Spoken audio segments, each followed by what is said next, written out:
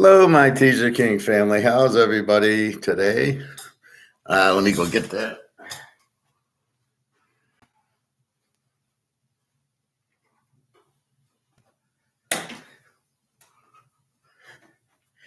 It's funny because it's not sunny out. It actually snowed last night. So how's everybody today?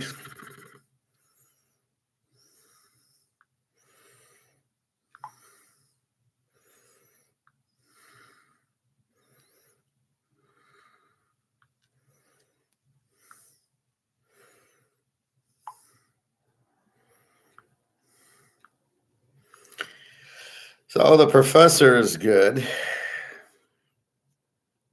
I was watching this old Titanic movie yesterday, and it was a little different perspective. They kept bitching at this other boat that was really close. But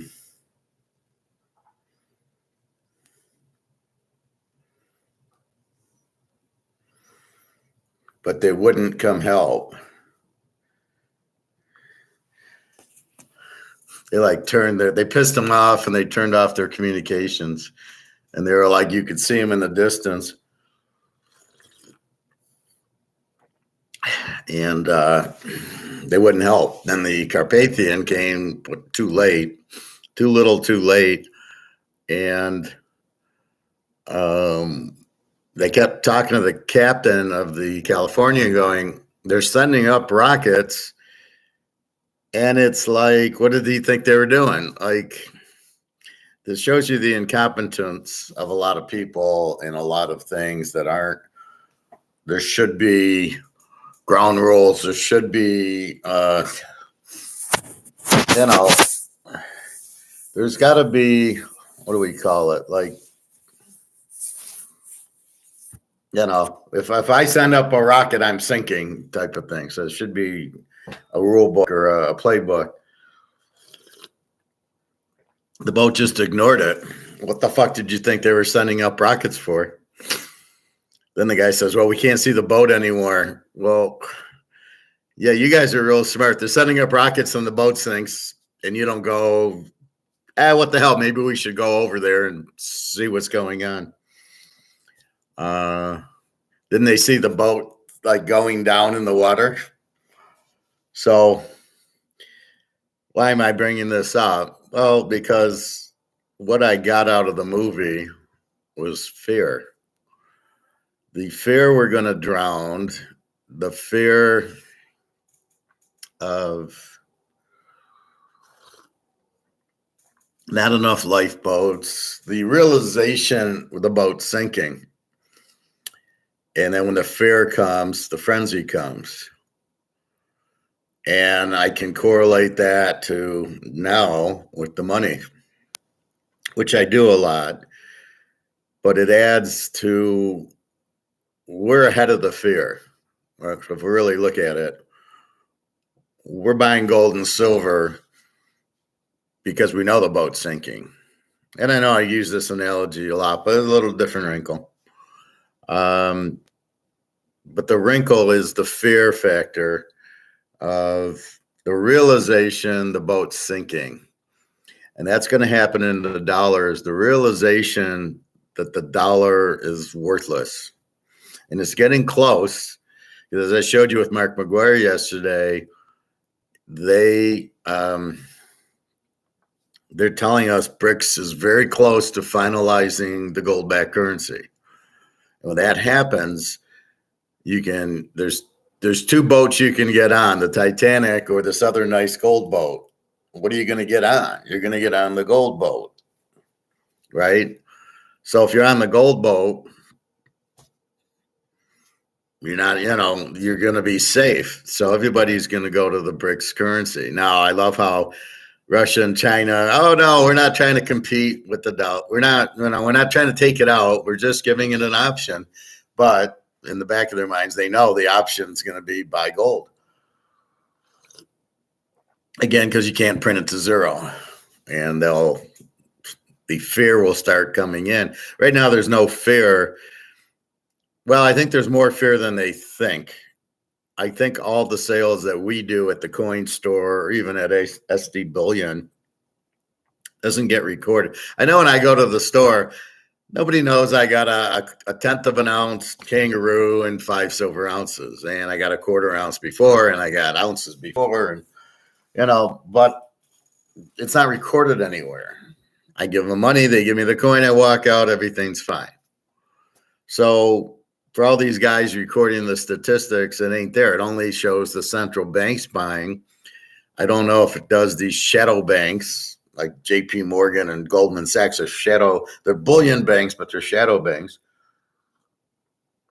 because they're not included in the central bank. So a lot of what they do, like when some of these idiots try to, Russia only has 2,000 tons of gold. Yeah, in the central bank, but they're not putting their gold in the central bank. All the buying's being done by these private banks and Putin and the oligarchs. And that's why they're not really seeing that, and they're not giving you good statistics. So, and keep in mind, it's daylight savings time. Since my cell phone's automatic, it showed me like 9 o'clock, and I was really tired. And I'm like, then I realized it was 8 o'clock, but at daylight saving time. And it takes us a good 6 months to get over it. Anyway, so the fear is basically stupidity. I'm not prepared. There was a thing like Joe Montana in the Super Bowl, and he's all calm, and there's John Candy, and he walks down and scores a touchdown and wins the Super Bowl. That's the type of quarterback I want, not Lamar or Josh Allen or Goff or half these idiots, because they're not prepared. They get afraid. They don't perform. They choke. So, Josh Allen, Goff, they're good throwers of the ball. Nobody's saying that. They're professional quarterbacks. But the difference between them and Montana is Montana is prepared. He knows he's going to do it. He's calm. He goes back. Brady the same way. The end of the game, we need a touchdown. Okay, what do we do? Boom, boom, boom. Lockdown, score a touchdown. Mahomes, Burrow. But not Trevor Lawrence and not C.J. Stroud and not a lot. They're not prepared. Ohio State quarterbacks are never prepared. Neither are Alabama quarterbacks, except for Joe Namath, Ken Stabler. So that's what you have. I can start eating breakfast. Although I'm all screwed up. It's 11:45, but it's really 10:45, so I really should wait another 15 minutes. And yes, I got General Chow yesterday. And they must be feel guilty, because they gave me a mountain full. I couldn't close the box. There was so much chicken in it. Anyway, so you're not prepared. You then realize the snowball's really big rolling down the hill, and you can't stop it. So the fear is unknown yet, but it's known by us. We know this is worthless, right? We know this is going to zero. Okay? We know it is. It's funny. I was on Teams doing that interview, and my things were switched. My painting over this painting was on this wall where it really is. So I don't know what happened, but I know on my teams it's switched. Anyway, we're prepared. This is going to zero and this is going to zero because they're printing it to death. Because we understand the concept, you can't just keep printing it. The people in charge don't understand that concept. The Keynesians, they think they can just keep printing. So we prepare for the snowball hitting, for these to go to zero, because we understand what's driving it, the printing. We ignore the noise. We ignore the vampires. The inflation is coming down. It's 2%. Well, that's bullshit, because you don't measure inflation with prices. The concept that people don't get is, since the money's losing value, it takes more dollars to buy the Coca-Cola and the Oreos and the Fritos. And my point is, well, why isn't gold and silver more expensive if the dollar's going down, which means it takes more dollars to buy everything? So we understand that concept. It's not prices. So when they say it's 2% or 3%, it's bullshit. It's 20%. You're printing it and printing it. You got to print to pay the debt. The debt's 35 trillion. You got to keep paying. You got to keep printing to pay the interest on the debt, and the debt keeps going up. So that's a big problem, right? That's the hole in the boat, right? The boat's, you got the hole, the water's coming in, and what are you just going to ignore it? I was at the barbecue place. I said, what if we just don't pay? What if we just don't pay the debt? Well, what if we just don't ignore that the water's coming in the boat? So we're prepared. We're not scared. We're very calm. We're not about to get scared when it goes to zero. We know, because we're prepared, what's going to happen. We understand that this is a medium of exchange, and we know what a medium of exchange is, right? So we know this is just, I get paid in this and I use this to pay my bills. This is the medium I use. We're not supposed to fuck it up and print it to zero, which is what these idiots have done, because they're greedy son of a bitches who think they'll just keep printing money and nothing will happen. Why are they even in charge? Why do you let people like that be in charge? So this is the Federal Reserve, JP Morgan, doing the printing. So you got idiots in charge, but we recognize that. We do that with football coaches. We got bad football coaches. We realize that. We bet against them. We bet on the good football coaches, right? So if you're ready, and if you understand what's going on, you're not afraid. We're not afraid. We know what's going to happen. We know the dollar's going out. We don't know when, Luke. We anticipate soon, because Mark McGuire is saying that the Russians are saying they're real close to the final stage of gold-backed currency, which I guess to me would be second quarter. We understand that. So we sit there and we're prepared for it. How do you get out of it? You buy gold and silver, because they can't print that. That's the bottom line. You've got gold and silver as money, which can't be inflated, and you got dollars, which is being printed to death, which is being inflated, meaning it loses all its value, meaning gold can't lose all its value. But other people know this. The central banks know this, at least all over the world, and they're buying gold up. Puts a big demand on gold, which raises the price. So we're sitting there going, good, we'll get the price raised. But we're prepared. We are absolutely prepared for this to happen. We know it's going to happen. There's no way out. You can't overcome a $35 trillion debt going up to 40. You can't. It doesn't matter who the president is. There's nothing you can do. The only way, if I was in charge, would be to come out with a new currency backed by gold. That would stop it. However, do we have any gold? Maybe we need to run to China and buy gold, or liquidate COMEX and say, we need your gold. We're the government. We're taking your gold and the ETF's gold.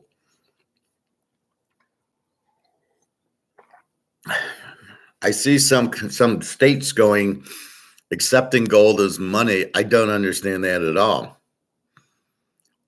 What do you mean? So, but you got to price things. So I want milk and eggs, and I have gold and silver. What you're gonna give me $25? You're gonna use it as silver. An ounce of silver is $25, and you'll give me change back with regular money. I mean, how are you gonna price things? And what do you mean you're accepting it? Well, I can go to gold. I can go to my store, my jewelry store, and take an ounce of silver, get $25, go to the grocery store. I don't get the big deal. They're not preparing for anything. we need the gold standard here, not states accepting that it's real money. That shows you how stupid that these states are, that the government is, that the country is. That's not the gold standard. You need to back the money by gold. You're not doing that. So when you're not prepared, Lamar Jackson, what do? You don't show up. You get scared. He loses because he's afraid, because he doesn't know what he's doing. He's not prepared. He thinks, I can run, therefore we'll win the game with me running. Not when you play Kansas City, probably not when you play Buffalo, not when you play San Francisco. Won't work. And so he's not prepared to go in the pocket and throw. He reminds me a lot of Steve Young in his early years. Steve Young was the same thing. He ran. They lost all the time. Finally, when he get to the Niners and Montana got injured, and then real late, then he became a quarterback and he threw the ball. And guess what? The Niners won a Super Bowl. They finally beat Dallas and finally won a Super Bowl.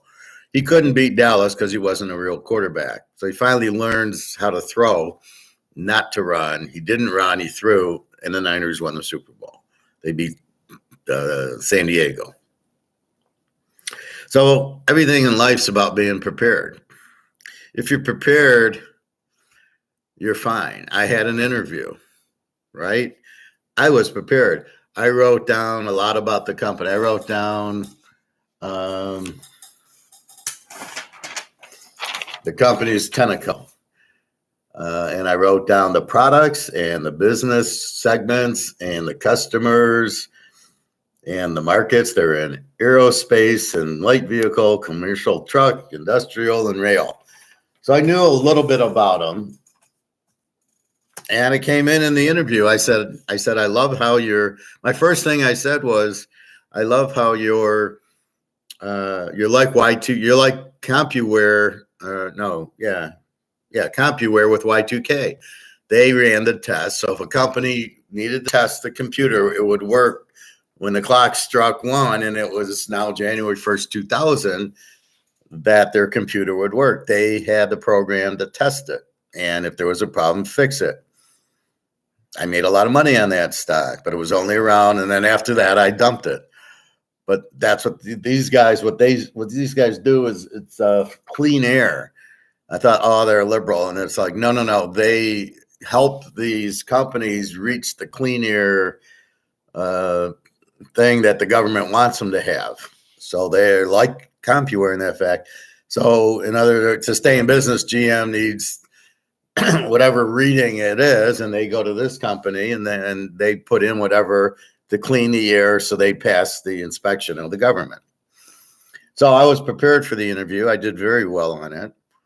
I answered all the questions ahead of time because he said, tell me about yourself. And I said, well, I'm real productive. I'm good at Excel, high level. I'm good at spotting problems and solving them and automating the spreadsheets. I'm good at SAP, So by the time I answered, he had no questions for me because I'd already answered, because in my mind, I was prepared that he wants to know if I can fit and work in their company, if my skill set's strong enough. And I relaxed him and said, yes, I can do all that. Look at my Mercedes for 4 years. Look at my GM. And the guy was, okay, yeah, I can see, it's a strong resume. I can see you can do it. I don't know. He just wanted to see me, hear me. I don't know. Anyway, but I was prepared, so I wasn't nervous and I wasn't scared. I was very confident, which comes across, which then I'm being stoic, and everybody wants stoic people to work for them. So with the dollar and the inflation, we know what's going to happen. We're prepared for the dollar to collapse everywhere in the world. So we can look ahead. Well, if all that happens, there's only one choice. They can't come to U.S. dollars because there won't be. You can't go to euros. You can't go to Swiss francs or British pounds. Now, why in the world Swiss francs are this stupid and not backed by gold? This is a big concern. They're the smart guy. Egon lives there. How could Egon not let their dollar be backed by gold? I don't understand. So there isn't a currency you can go to. The only thing you can go to is gold and silver. So with that said, we're prepared. We are not scared. We are confident. We are buying our gold and silver as much as we can afford. I got the lifeguards. I'm informing them. So I'm informing people, hey, there's a fire. We got to put it out. And slowly they're like, okay. I talked to my friend who I gave the 10 silver pieces to. She asked me if I bought like, what is it, dried fruit, freeze-dried food or something. I guess it's like in the army where you just squeeze out whatever. And I'm like, I don't really, it's all chemical. I don't know that I want it. I said to her, not yet, but since I bugged her about gold and silver, she's bugging me about the food. And I'm like, not yet. I said, I think that I don't see the grocery stores, Costco and Myers and Kroger, I don't see them going out of business and just allowing this to happen. So they're going to get prepared. I just don't see them. Well, there's no more food, so sorry. I don't see it. I'm not sure about the electricity and the heat. I think if we lose electricity, we got a lot bigger problems than eating. This is going to be, this could, that we're not prepared for, but we'll have money to buy things and we will be prepared for that. Or we'll just travel to places that have this, right? That's another beauty of the gold and silver. I can get a ticket and I can fly to Switzerland or Amsterdam or somewhere, Russia, and they'll have that, right? And then we'll go to safety. We got to go where it's safe, right? So that's what I mean. It's all about confidence. It all comes back to stoic, being confident, smart, seeing everything and reacting to it. So we see that. We're in the gold and silver, boom, boom, buying a lot. That's why I go, my birthday, okay, a tenth of an ounce and 5 ounces of silver. If I get the job, I go back and buy a few ounces of gold before it hits 5,000 an ounce. But I'm prepared without any more gold, but as long as I know what's going to happen, I'll buy a little bit more. And really, it didn't cost me any more for this tenth of an ounce. It was $220 an ounce. And I'm like, it hasn't gone up, even though gold's went up $100 an ounce from 2000 to 2180. Even though it's done that, I think the ounces have gone up. I could have still got, it's 2180 as of Friday close. And silver's at 24.31. So silver's about to go to the moon. Gold sitting there at 21.78, up $17, up $15, up $20. Every day it's up.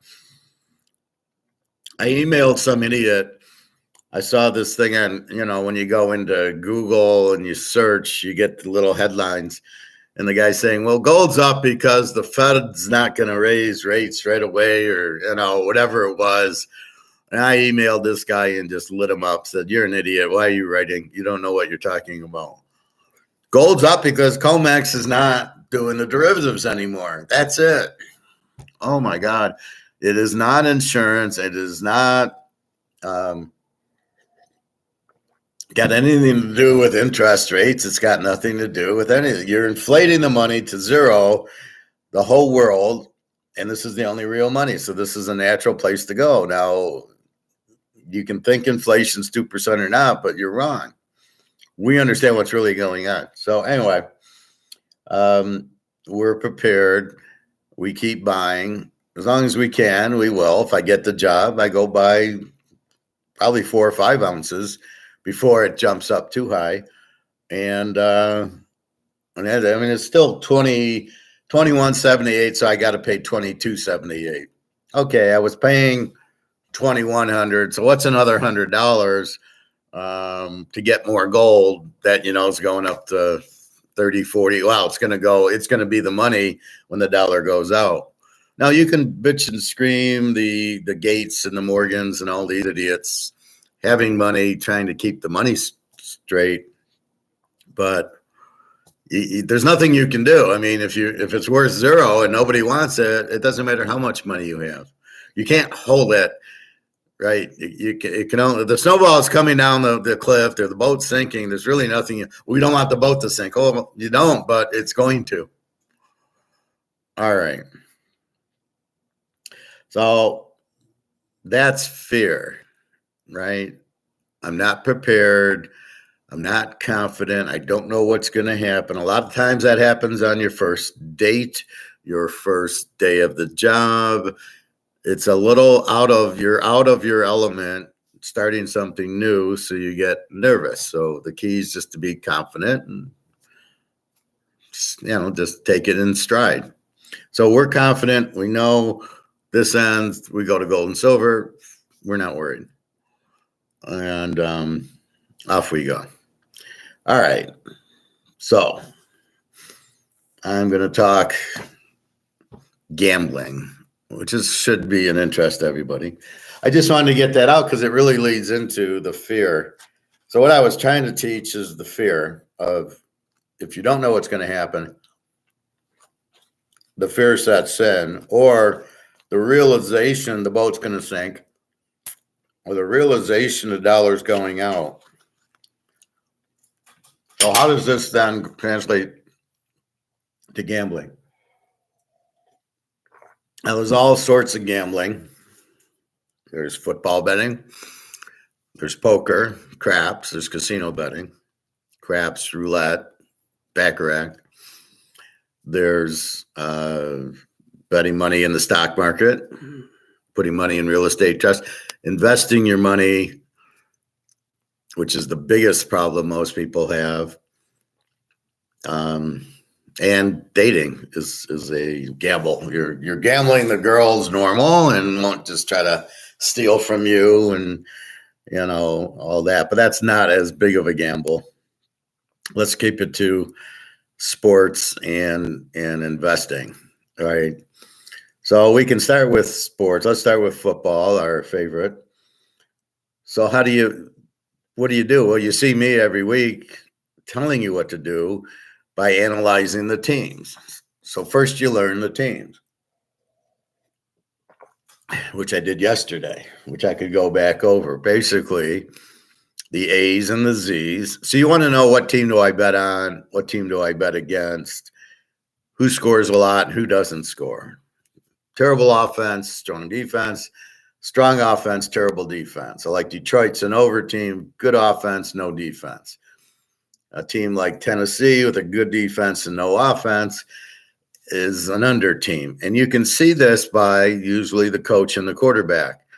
Good quarterbacks, Mahomes is going to be an A team. They're going to be an A or an over depending on their defense.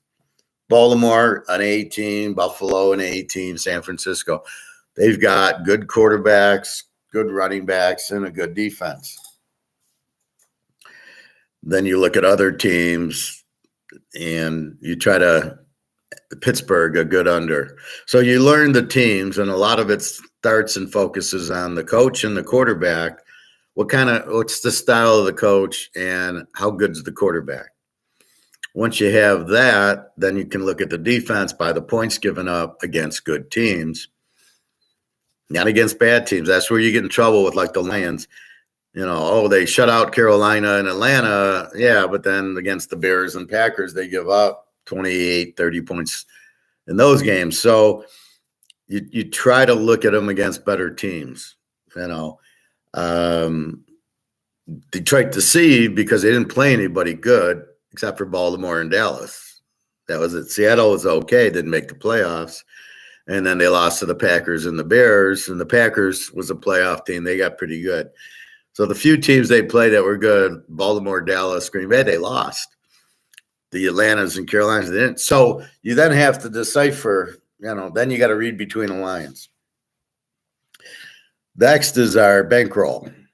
okay, we figured out overs and under teams and A teams and Z teams. We got a good matchup we like. Now, how do we bet? Now, this is where people get scared and get anxious and get stressed. They don't know what they're doing at this point. All right, how much can you afford to lose? You got to pay your rent and your food and take care of your family. How much can you afford to bet now to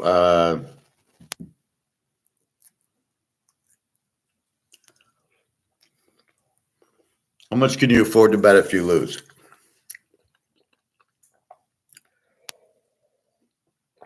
So you come up with, well, I got money in the bank outside of my bills. So it's like, here's the money for your bills.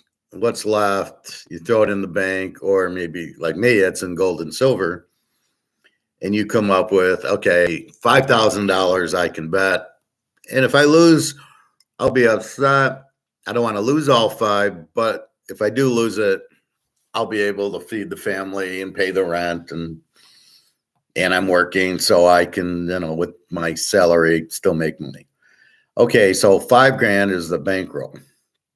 Now your goal betting football games is to grow the bankroll to $10,000, then to 15, then to 20. That's the object of the game. The object of the money game is we got to turn this into gold and silver.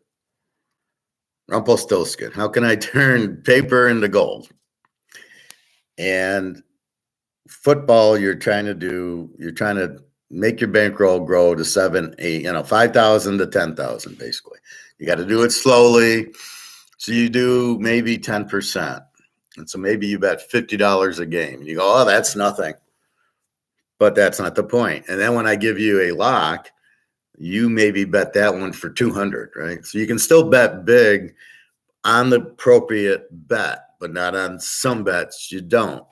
So when you get inconsistent teams like New Orleans and Atlanta and Houston, Jacksonville, you don't know what you're getting out of these teams. But you like them, or you like the matchup, so bet $50. Then we get a beautiful over Miami and San Diego like we got last year. And we want to bet more on that. We want to lock it. We're going to go over. And that one we want to bet 100 or 150. So the key, which is my whole key to my whole, I don't call it a system, but my whole way of betting, that's why when you see it, you'll see a lock, or you'll see this is 15 units or 17 units, and this is 9 units. So the 9 units or 11 units, bet $50 on. The 17 units or 19 units or 20 units, I want you to bet 150 on. Because I know we're not going to win them all. We're going to lose. But I want you to win on the ones we're going to win. I want you to win more.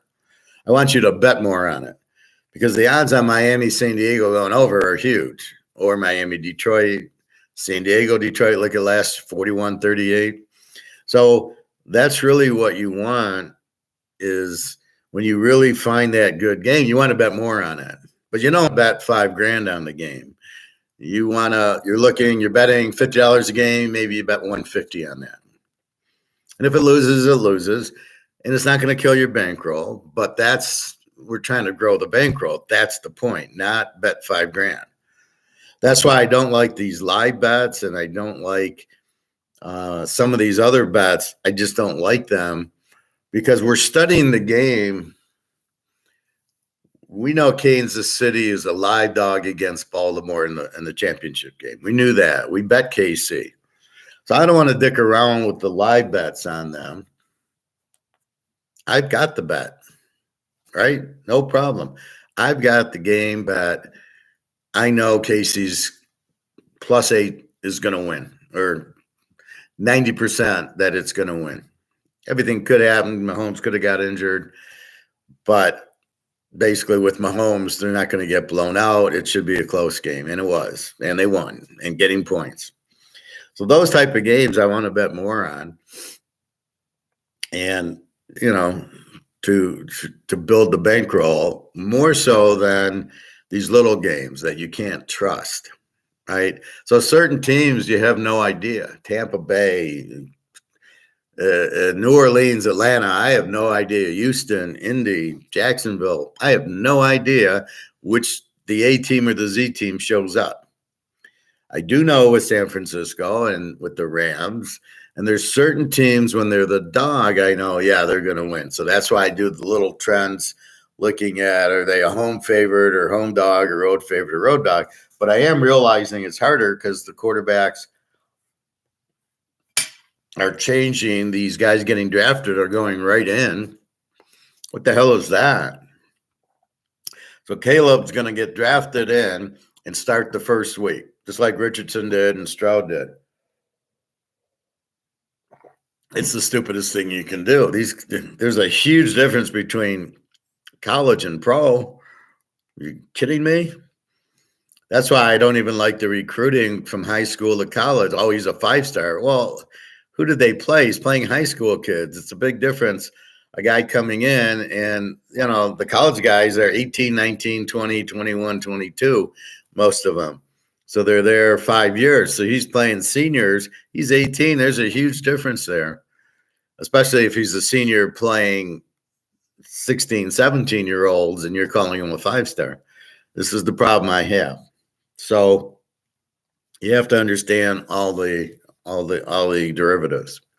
So with that in mind, we keep matching the teams up. We keep score of the teams. We keep score of the injuries. We keep score of the weather. So I'm looking, I love KC over Baltimore. Is Mahomes and Kelsey playing? Yes. Is their defensive lineman playing? Yes.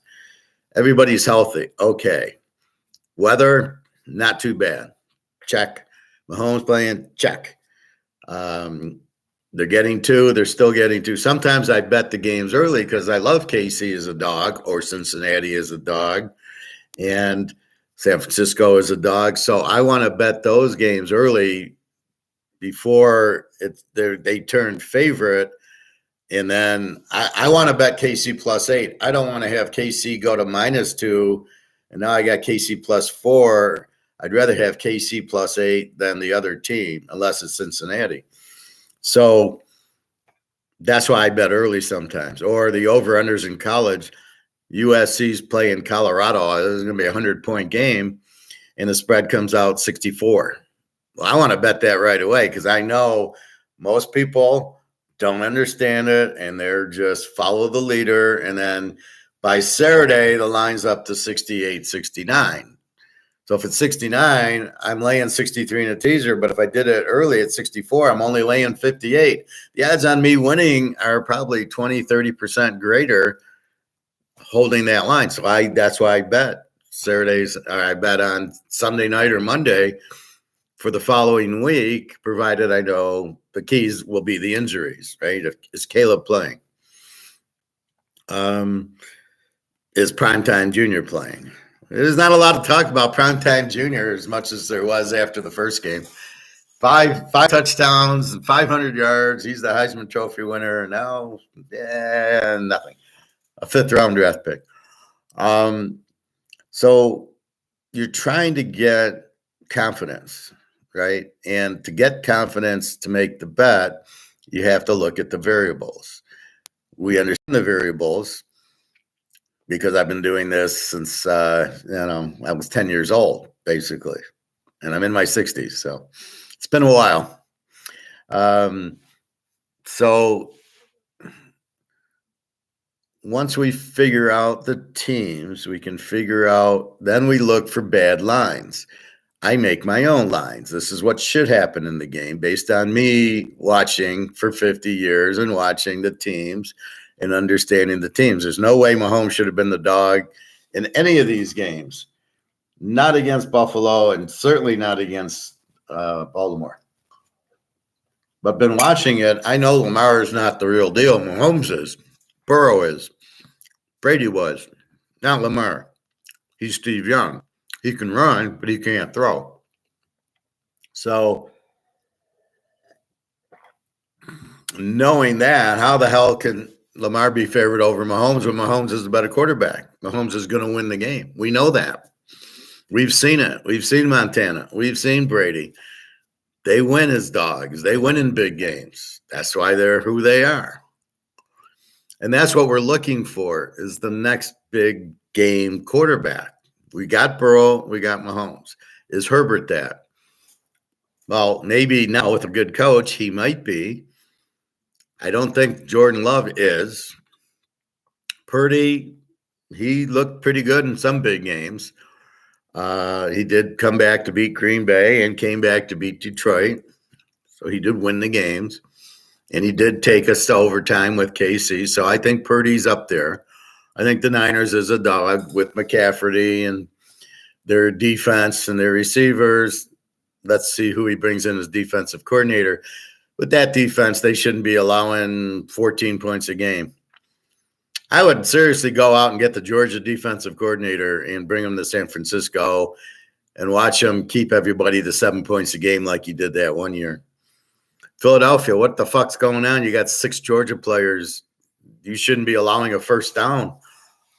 That tells me how bad your defensive coordinator is, and you got to bring in Matt Patricia. Tells me how stupid the coach is. So the coordinators are making a big difference also. You get Spagnuolo. You put Spagnuolo on Philadelphia, and I guarantee you they don't give up 10 points a game. That's the critical point. So now we got to keep track of defensive coordinators and offensive coordinators, probably more than head coaches. The head coaches screw it up. Oh, let's go for it on 4th down. That's a bad decision. Just fucking kick field goals and punt. It's 4th down. You had 3 tries. You couldn't do it. Don't give me this 4th and 2 crap. Because if you don't get it, you lose. Is it worth the risk? No. Anyway, so you get all the variables down. Good quarterback. So we've talked about those yesterday. Quarterback, do they have a running back so they can be balanced, run pass, and a good defense? You know, something in the low teens, high teens, low 20s. So a defense, a 16, 17, 18, 19, 20. Good defense, good quarterback. They can run, McCaffrey. They can throw. I want to bet on that team. So that's what you have. And now, but you don't always get the matchup. Oh, we'll get Buffalo laying 20 to Carolina. And we're like, what do we fucking do with that one? Maybe it's an over or an under. Like when Baltimore's an over team, because against most teams, Lamar can run and get points, and their defense is very good. So that's why they're misleading. You think they're good, but they're good against Carolina and New Orleans and, you know, teams that suck. However, give them credit for beating the Niners. But if you watch the game, you know the left tackle for the Niners got hurt. And so they were able to just come in and Purdy didn't have any time. Okay. But then we saw Frisco kill Dallas. So this is why you can't bet Dak Prescott, and you got to be careful. You know, you got to understand the quarterback, right? So you're building your bankroll. You're seeing these strong games. The overs playing each other. Pittsburgh playing, San Francisco playing a good defensive team. And then you're betting them unders or overs. There's more in college, Iowa State, Georgia, Oregon with a great defense, but they can score 100 points. So you have these teams, and then you look for the right situation. You want Iowa playing Iowa State, and it's a 42 over under. That's a lock. We're going under 48.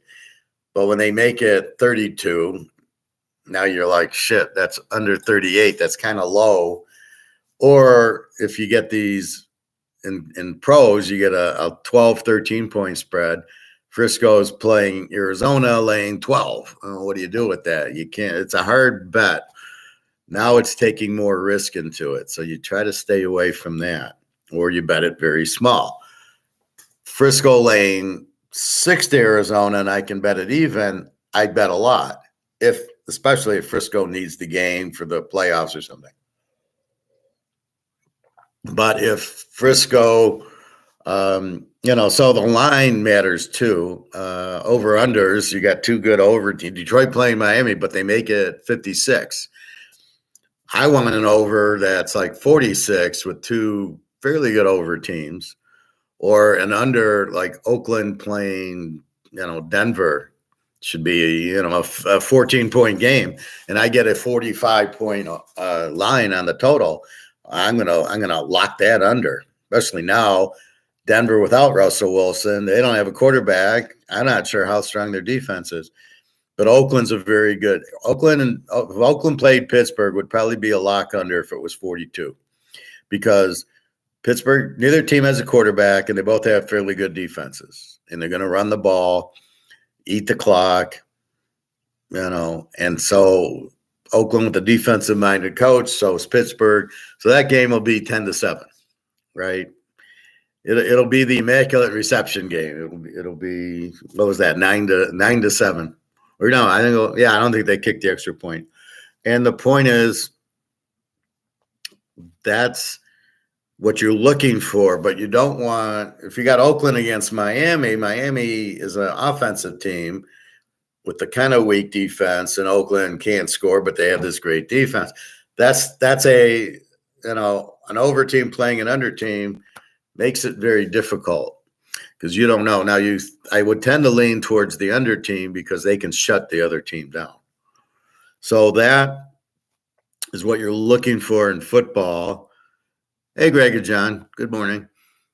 As it's daylight savings time, so it's now 12:24, even though in our world it's still 11:24. So when you get the overplaying the under, I mean, look at KC Baltimore, right?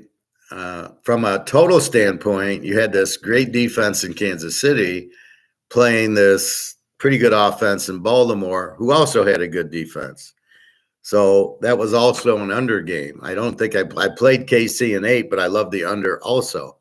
And look what KC's defense did to Baltimore's high-scoring offense. They held it to 10 points.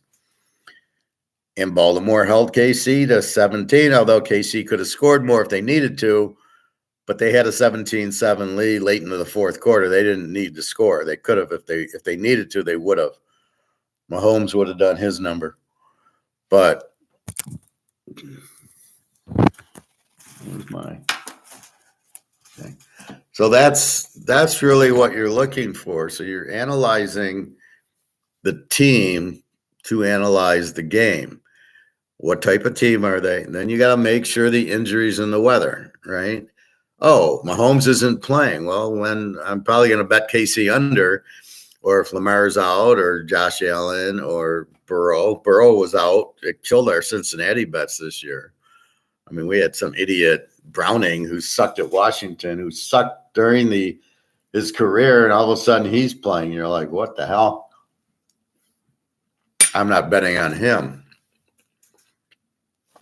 Cleveland, confusing team, good defense. Chubb's out, quarterback's out, and they're scoring with Flacco. You're like, what the hell?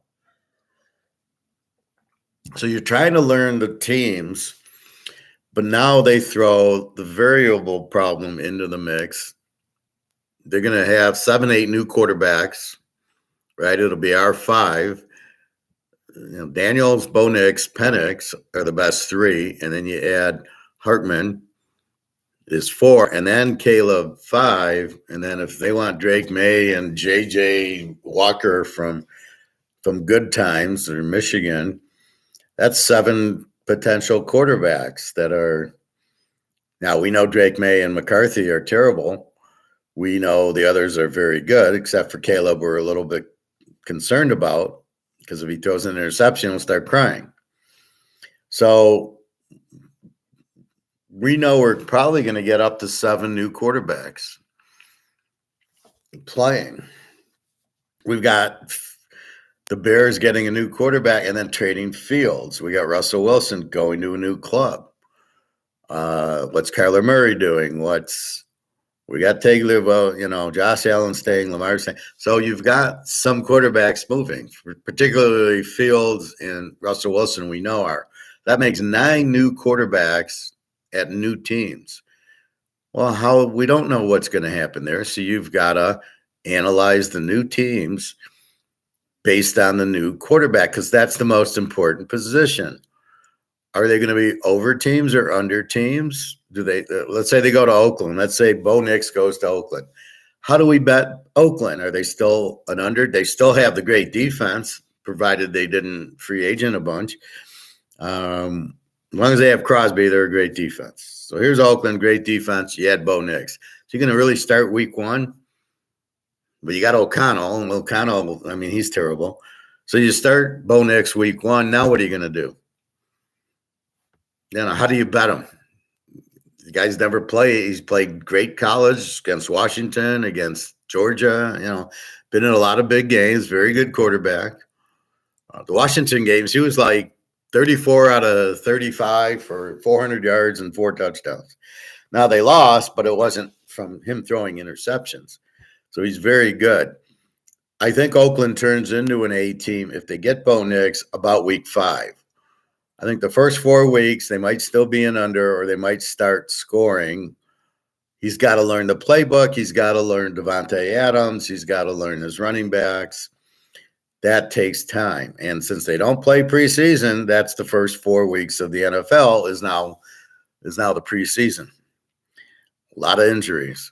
So you got to keep your eye on the injuries. And then how does Bo Nix fit? Now, maybe by week 5 or 6, now Oakland's an A team. They're scoring 30 points a game. They give up 10. They got Crosby, where's Freddie Biletnikoff? Where's Warren Wells? Where's Dave Casper? Bring him back. That's where you're at with them. You're understanding the team. And that's the biggest thing that I keep preaching when I tell you about my picks. Give me about 4 or 5 weeks because we don't know the teams. Well, Caleb goes to the Bears. You have no idea. I don't think Caleb will be that good. Fields goes to what? Pittsburgh? Atlanta? We know we're going to stick the first 4 or 5 weeks. We stick with KC. We stick with the Rams. We stick with San Francisco. The teams that haven't made the change, right? Mahomes is still there. Burrow's there. We got Purdy. Whoever kind of stayed, Buffalo, Baltimore. Okay, we're going to focus on betting them. These new teams are the bad teams. I know Washington, Carolina. Well, Carolina's still going to suck. Chicago, Pittsburgh. How is the new quarterback going to play? That's really what we're looking at is how is the new quarterback, how long is it going to take him to show if he's good or bad? And that's what we worry about. Drake May, we already know sucks. J.J. Walker, we know sucks. Caleb, I don't know. I'd rather have Daniels, Penix, or Bo Nix or Hartman over Caleb. Again, I love how the pro scouts or these mock drafts or Mel Kiper's an idiot. He never hits anything, but nobody ever calls him out. Let's look at Mel Kiper's draft from last year. Oh, he has Steve Young going 1 to Carolina. Yeah, how did that do? Oh, how did you blow that pick, Mel Kiper? So everybody just assumes he knows what he's doing. He doesn't. So we don't care about that. We care about reality and what's being done on the field. So we're looking at the games. We're looking at the results.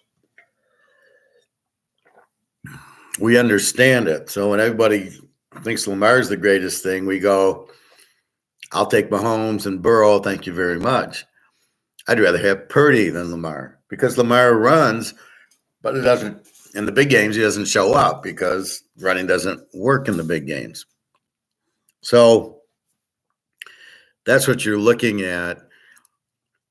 So you already know, you read between the bullshit. Yeah, Lamar is not good. Josh Allen, where was he? He's good against New England or Miami. So you got to understand that too. Who's he playing? Alabama's famous for that.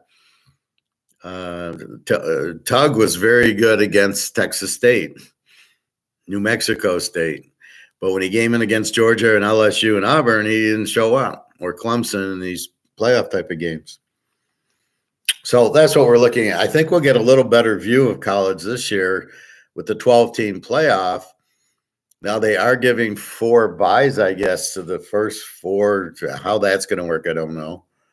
So you'll get some teams playing 3 games. Now we'll get a good feel.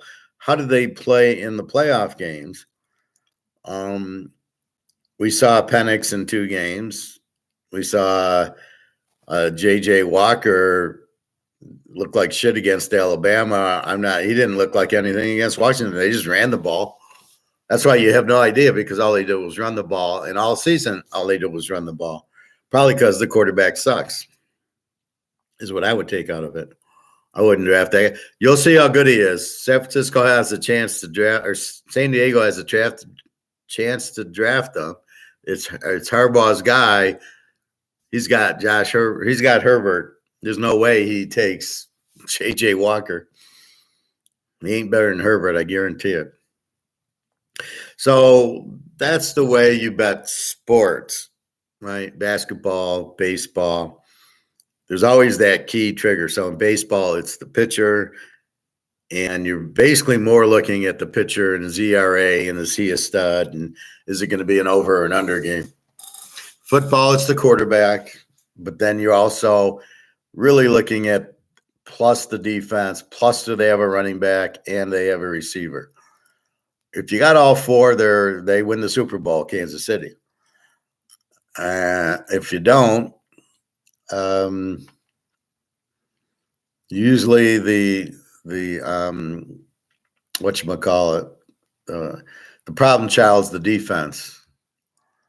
There's another word for it. I can't think of it. Like the Lions, good offense, no defense. And that's why they lost. They gave up 31 points in the second half to Frisco. So you held them to 7 and then 31. What happened? You got a safety that lets the ball hit him in the face mask. And then they just shut you down. They shut your offense down, but your defense didn't show up in the second half. They ran it down your throat. So that's why the defense, that's why you're looking for that. Like USC, no defense, but you can bet them over. They're going to score with their scheme, but they can't. See, so now we see Lincoln Riley's just a very good offensive coordinator. He's a terrible head coach. He didn't have a defense with Oklahoma, and he doesn't have a defense here, and he'll never have a defense because he likes to throw the ball too much. He doesn't rest his defense, so he'll never have a good defense because his offensive style will not allow him to have a good defense like Dan Faust, like Dan Marino, because they score so quickly the defense can't rest. And then they score, and then he throws an interception. The defense still hasn't rested. So it's either a touchdown or interception on 3 plays, and 35 seconds has elapsed, and the defense gets to go on the field again. You must rest your defense. KC does a very good job. So does Cincinnati, running the ball enough to rest their defense. That's why they're doing it. You don't think he wants Joe Burrow to throw the ball every time, or Mahomes? So that's what you're looking for. Then it's the money management. Like I said, figure your bankroll $5,000. I'm going to bet $50 on the regular games. In my case, the 7-unit, 9-unit, 11-unit, $50. Then on the bigger 17, 20, 21 unit, I'll play it for 100 or 150. And then the lock, early on the locks aren't as big, probably 150 on the lock. Now, as we get going, by the time we got the lock in the championship game, Kansas City is the dog and the over in the Niner Lion game. That was a 35-unit lock. If you're up to 10,000, I expect 1,000 on that game. You could afford it. You lose, you're at $9,000. So that's really what you're trying to do: build the bankroll, and not having the stress or fear that if you lose the game, see how everything ties up nicely. If I lose the bet, I'm okay. I'm not poor and I can't, family can't eat. That's why you're doing it. And we're going to lose bets. I hate when people like think I should pick 100%. I'm like, really? I think I bought my picks and it was early in the season and I had a bad week. My assumptions were correct, but the games didn't play out, or I got fooled on the assumption, or I think I had Pittsburgh in a game, the quarterback got hurt. Injuries happen. Usually I lose because of turnovers. I'll bet a good quarterback and then he throws 4 interceptions. Okay, what am I going to do? Was it a good pick? And you got to bet the games before the games. So I had a bad week and he's like, can I get a refund? I go, well, you got the picks. I said, keep playing me. At the end, I was way up. And I think the last 8 weeks, I had one losing week. Otherwise, I just nailed it every week, big wins. But you can't look at 1 week or one game. That's the point. Just $50 a game. I know I'm going to lose some of them. I don't want to lose any of them, but the reality is you're going to get your interceptions. You're going to get your injuries. And you have to understand that. That's part of it. So that's why you just keep betting it and you keep looking at the bankroll. If the bankroll goes down to 4,000, you might want to go $40 a game. If it goes to 6,000 or 7,000, you might want to raise it to $70 a game. And as we win, we increase the bankroll. We then increase the bet. So when you're at 10 grand, now it's 100 a game and 200 or 300 on the locks. And as they get going, I'll get hot on my locks. There was one year I was like 34-5 on my locks in a 7-week span. So just pound when I'm on, just pound it. And a lot of it's the matchups. I had good matchups. It was the year Carolina went to the Super Bowl, and I was betting them every week, and they were not spread right, and it was just easy money. So that's betting football, understanding your variables, being prepared before the game. So one thing I'm good at is preparing, and you hear me prepare you. So you're prepared for the bet. Yep, injuries, weather. Okay, we're all set. Let's go. And then we play it. And then we're confident that they should win, but we understand they're not all going to win. And then we see what happens, and then we adjust the bankroll, and off we go. But we're prepared, and we're confident in the picks. If I give a pick out, and you hear me with the free picks and all the other take KC as the dog, I was very confident in that, as I should be. But I found, the lucky rabbit is Mahomes. It's Burrow. It's Brady. It's Bo Nix. It's that's what you're looking for is the key. And then once you find it, you can hammer it. So you're trying to build your bankroll. You're not trying to bet with the $5,000 bankroll, $5,000. You're not trying to play live betting because it fucks up your bankroll. So you got a $5,000 bankroll. You're betting $50 on the game. Now you're going to start playing props and you're going to start playing live betting. We're not prepared for props. I don't know, and I don't give a fuck how many yards McCaffrey gains. That's not the bet. The bet is the Niners are an A team playing whoever they're playing the Rams. I don't give a fuck about McCaffrey's yards. I don't know why. See, that's the scam part of it. This is the Madoff part. So they're trying to get you to make more bets because they know if you make more bets, you'll lose more money. They want the action. They know we'll put it out there. He's going to lose. That's the point of it. So just look at the game, figure it out, and bet it. I don't want live betting, and I don't want prop betting. All right, Bobby hit the live betting because San Francisco went up 10-0 in the Super Bowl, and we knew Kansas City was going to win. So, okay, that fits with our pick. But, I wouldn't do that too much because it ruins your money management. I only want to bet $50 on the game. I only got a $5,000 bankroll. I've already made the $50 bet. What do I do with the live game, and what do I do with the props? Is the prop in my bankroll? No, not really. How much is the prop? All right, if I'm betting $10 on Mahomes to throw a touchdown, okay, maybe I do that, or Kelsey to score. Okay, but not really. I don't want to get off subject, right? Now you've got me confused. I'm over here on props. I want to be on the game. Okay, so that's football betting.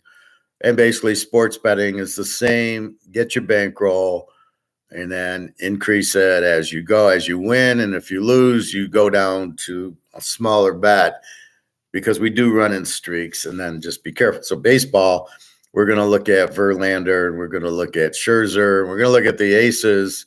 So, you got to figure out the aces, but just look at the ERAs, figure them out, bet them. If ace plays ace, you bet under. If ace plays the fifth pitcher with the big ERA, you bet the ace. And if two dogs are pitching, with 6 ERAs, you bet the over. And that's it. All I would look at is the pitching. I don't care about the hitting because a good hitter, well, ask Bobby. He can't hit Nolan Ryan. He can't hit Tom Seaver. No matter, he can get lucky, but no, I saw Mantle against Koufax. Couldn't hit him. But he did have a hit. He did have a home run in one World Series. That was that one thing I showed you, Mantle's home runs, his World Series home runs. He did have, it was 62 or 63. He did hit a home run off of Koufax, and then he also struck out against Koufax. So more, there's no Mantles in the game. There's no Willie Mays. There's no Hank Aaron's. No, it's pathetic. So the pitching should dominate. So two aces, just bet it under. It's probably the best bet, or two terrible pitchers. But I've seen two terrible pitchers throw shutouts, and it's a shake your head moment, like, what the fuck? So be careful with that. But I don't. And then baseball's every day. So if you want something to do, just bet it small, but look at the pitchers and the ERAs and stuff like that. I haven't really figured out. I know there's a 5-inning bet because I know the managers are so fucking bad now. They oh, wait, he pitched 100 pitches. You got to come out, Sonny. You're on a pitch count. We don't want to get you hurt. I've never seen so many sports worried about injuries. Well, and the ironic part is in baseball, all the pitchers are injured, and you're babying them with 5 innings, and they're all getting injured. Why don't you do like 2 innings? Why don't we have 25 pitchers on the team, and they get to go play the field when they're not pitching because you won't have any other players, and you'll pitch 10 pitches a game. How about that? And then you won't hurt your arm. Oh, wait, you still hurt his arm. That's how stupid it is. Basketball, again, it's the Mahomes theory. If you got Magic or Bird or Isaiah, Kareem, Dr. J, then, okay, you've got your superstar, and you look at the rest of the team, and then who are they playing? And, if they're playing the Pistons, this year's Pistons, who are what? I heard they're like 10-45 or something. How pathetic is this team? That's what bad management, bad GM, they don't know how to scout talent. It's really pathetic.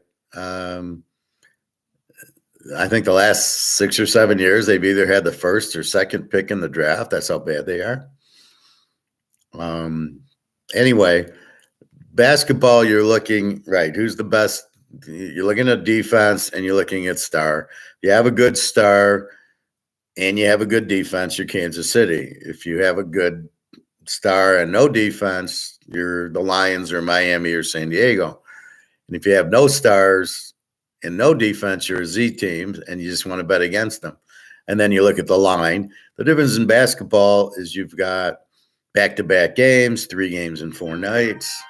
So it makes it pretty hard. Is this my Daria? Good.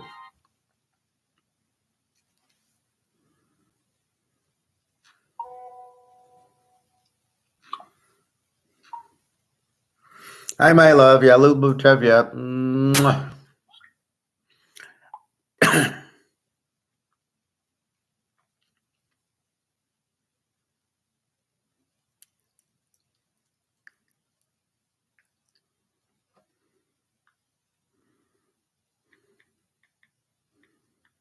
The second guy.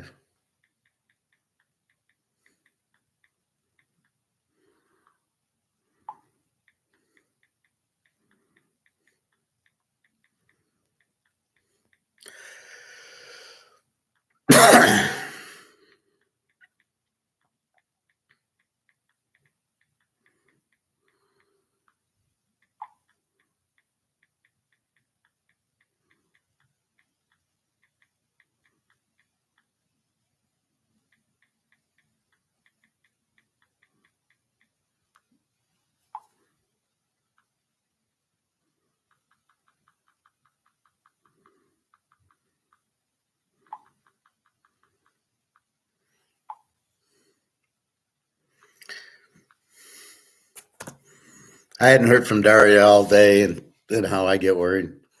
Anyway, so basketball, you got to worry about 3 days and 4 nights, back to back days.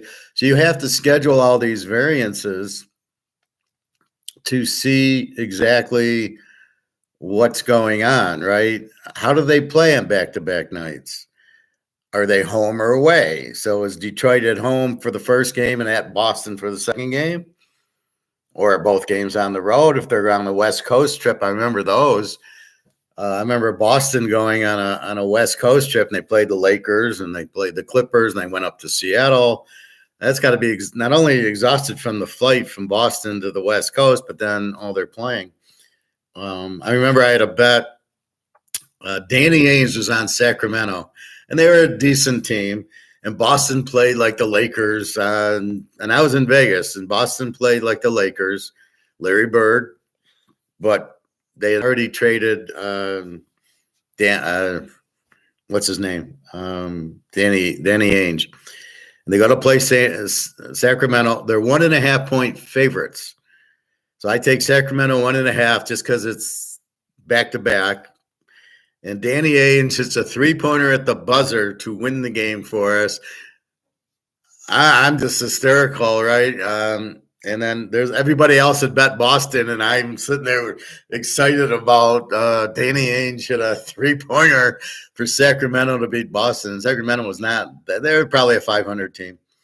But you got to be careful with that. I very rarely bet hockey. When I was watching it, it was Gretzky and Lemieux and Yzerman and the Red Wings and all those teams. And didn't bet it a lot. Not really my cup of tea. I like the analytical part and the problem-solving part of football.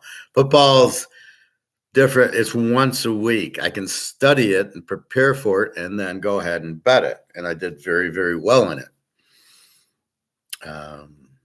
I bought cars with it. I told you the VCR was $1,000 and clothes and gone on trips. It's been very, very good to me. But I never really got into basketball because I've been so busy with football. By the time football ends, it's what now, February, March. I don't know what's going on in basketball, but I'm not going to take the time away from football to study basketball. Baseball, I do very gingerly. Again, betting the pitchers, and that I can focus on and really I just look at the box scores. Verlander won again. Oh, okay. What else is new? Boom. Yeah, okay. Houston's the best team. Boom, boom, boom. The Dodgers choke, but they win good in the regular season. I've never seen a team like the Dodgers. They'll win 150 games and then they lose. They lose in the playoffs to the Cardinals. I love it. So understanding the variable and your bankroll is good for all these. So mostly the concentration's football, and then now we might get into a little bit of baseball. I have it on the site. It's like, I think $25 for the week. It's hard to football. I can lock a game. I do lock baseball, but I don't, it's hard because it's money line. Football, it's, you bet 110 to win 100, right? Baseball, I don't know what it is. Normally, you get a Verlander, you're laying 220, 230 to win 100. So how do you really track it? So I do, when I get the Verlander games, I'll post them. But, it's hard because it's every day versus football. I got a week to study, and I'm like one of these coaches. You give me the week off, I'm going to nail you, right? I'm off of a bye, so when I have a whole week to look at a football game, I'm going to kill it. So football, I've been very strong since 1970. I remember betting on the Chiefs Minnesota Super Bowl 4, and the Steeler Dallas ones. I had the Steelers over mini, was easy. Steelers over Dallas. I remember that. The bookies fucked themselves. They went 21-17 Pitt. The line started at 4.5, went down to 3.5, and they middled themselves where it came in at 4. So everybody laying 3.5 won, everybody taking 4.5 won. They lost both sides of it. I had a good laugh there. So that's it. So that's how you bet sports. You always look for that star. Now, don't ask me about soccer, but I would play it the same way. I'd bet the star, and I assume it's a money line, but I don't watch soccer. So football is their best. Money manage, learn the teams, and then adjust your money. Then adjust your bankroll. Oh, we won, it goes up. We lost, it goes down. And then we bet a little percentage. Not enough to hurt us. Not enough to get us fear. Oh my God, we're losing all our money. If you do it that way, you win a little bit at a time, and you have a few losses. And you start with $5,000. You'll never get close to $1,000. Not with me, you won't. So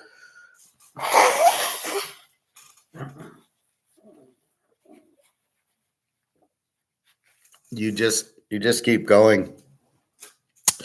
But that's what you're looking for. So you're bankrolling it, and then with me, you'll lose a little bit in the beginning, then it starts coming up, and then you just start increasing your bet. When I give you a lock, you bet.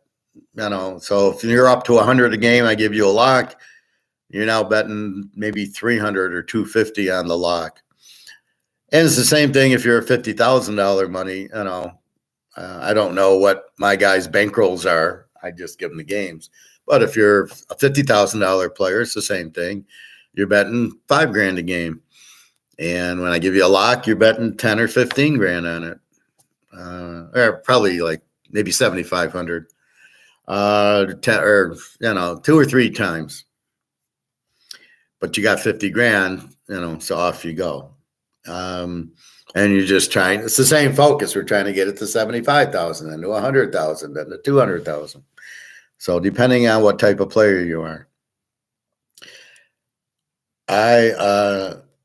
Talking about gambling and investing, I make more money betting football than I do in the stock market by a mile. I mean, it's not even close. Stock market's so manipulative. My bets take the manipulation, especially teasers, out of it. I won't get made off. So now let's look at poker and casino games. How do you bet poker? It's the same analysis. You read the other players. What kind of players are they? Are they aggressive? Are they tight? Do they bet a lot when they have a hand and check when they don't, which is what most of them do? It's a confidence, it's a fear thing. So here's where fear really enters in is poker. You are afraid of a big bet, right? Some guy just bet $300. And that's most of your bankroll. Now you're afraid to call. You're afraid to lose it.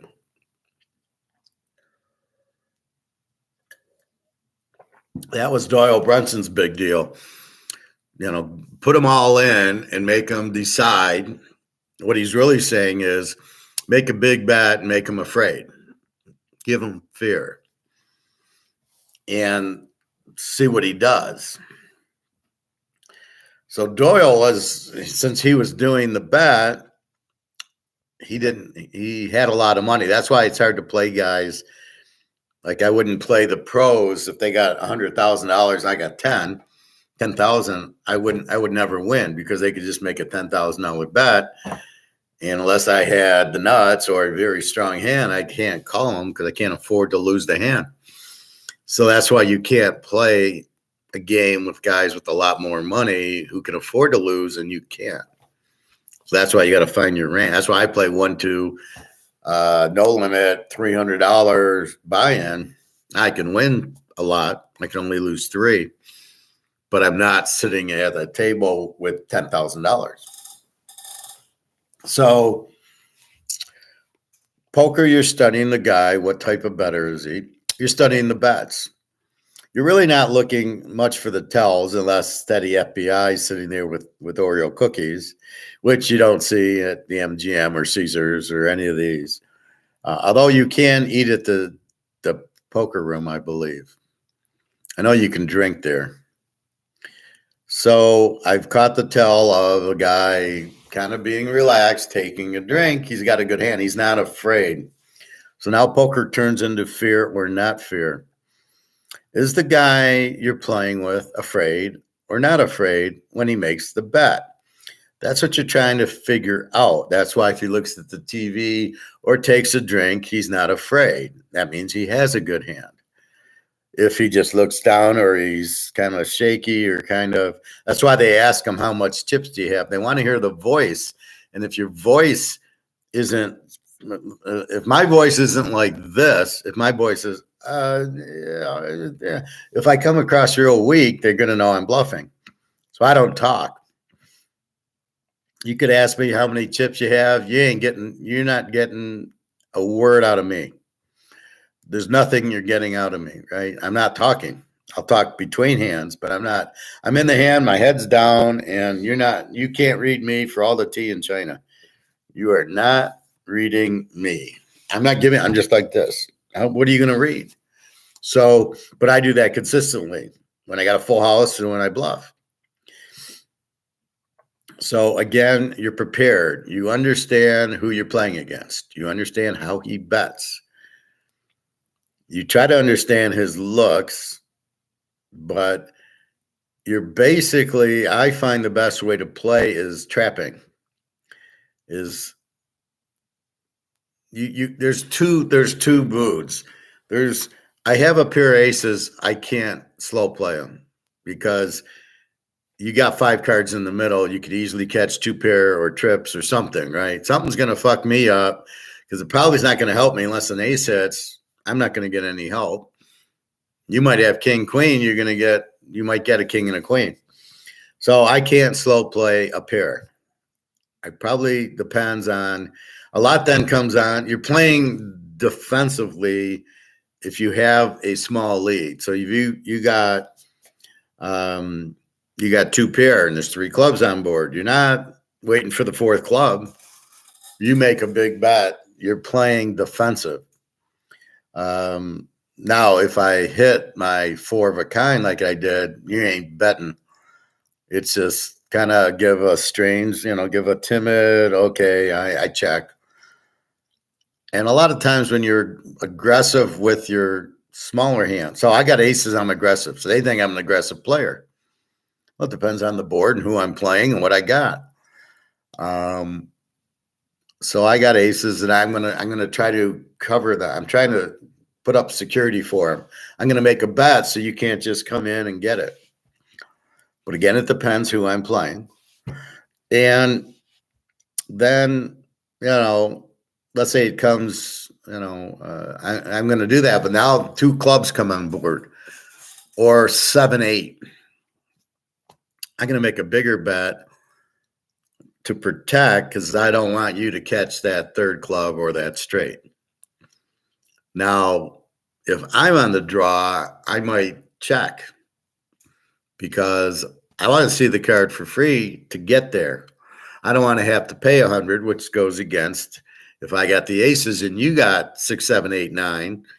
I'm going to bet 100 because now you've got do I want to risk 100 to possibly catch the straight? And that's where you're putting the fear into the player. I've got the aces, so I can bet the 100. I'm ahead. you've got straight possibilities or flush possibilities. Are you going to see for $100? Are you going to see the card, or what is your pain tolerance? Maybe it's 200, maybe it's 500, maybe it's 50. This we'll have to see. And then let's say there's 2 clubs on board on the flop, and then the turn comes and it's a diamond. Now I'm really going to hammer it, because you just put in 100 to see the turn, and the turn didn't help you. It's a 2 of diamonds, and there's a 6, 7 of clubs out there. Now I'm going to hit you with another 200. Are you willing to see that to catch? And the odds are not in your favor. There's 1 card left.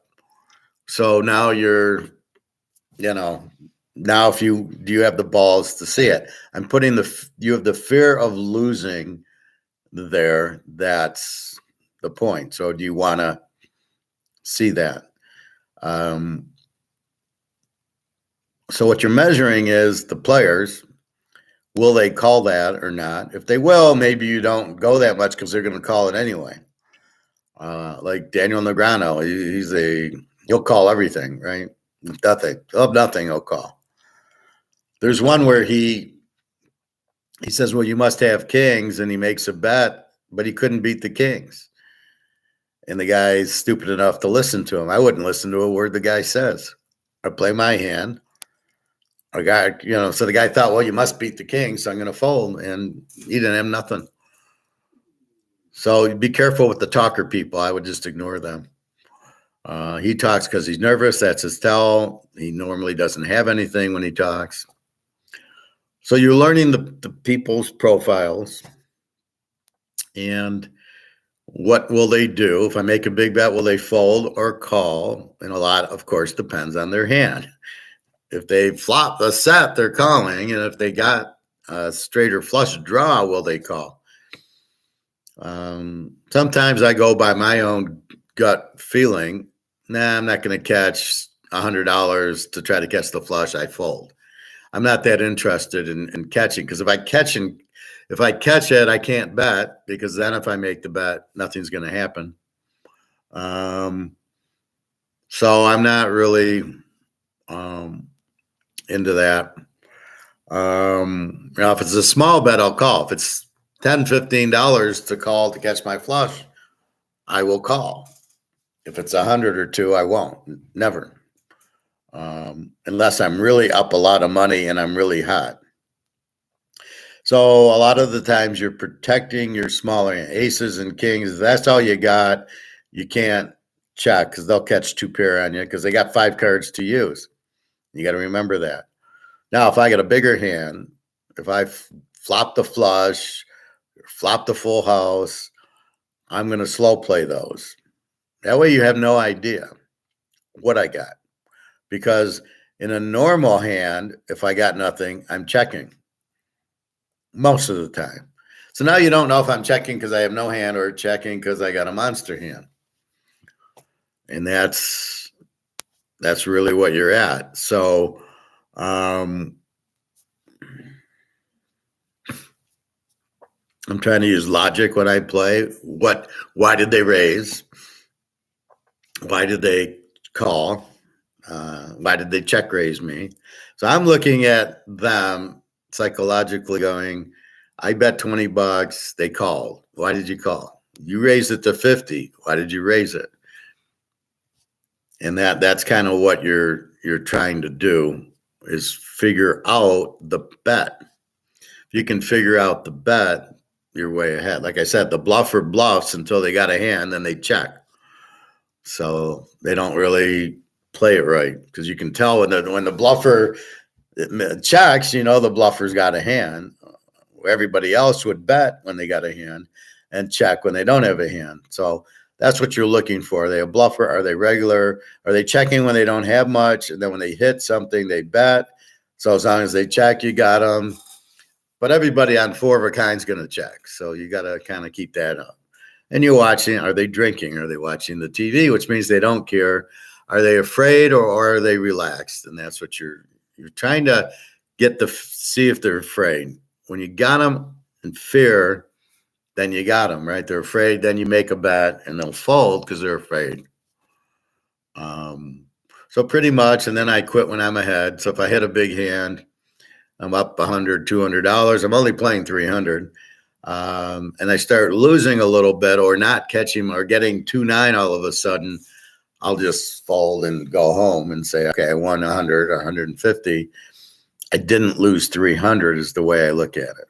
That's the way I look at football betting too.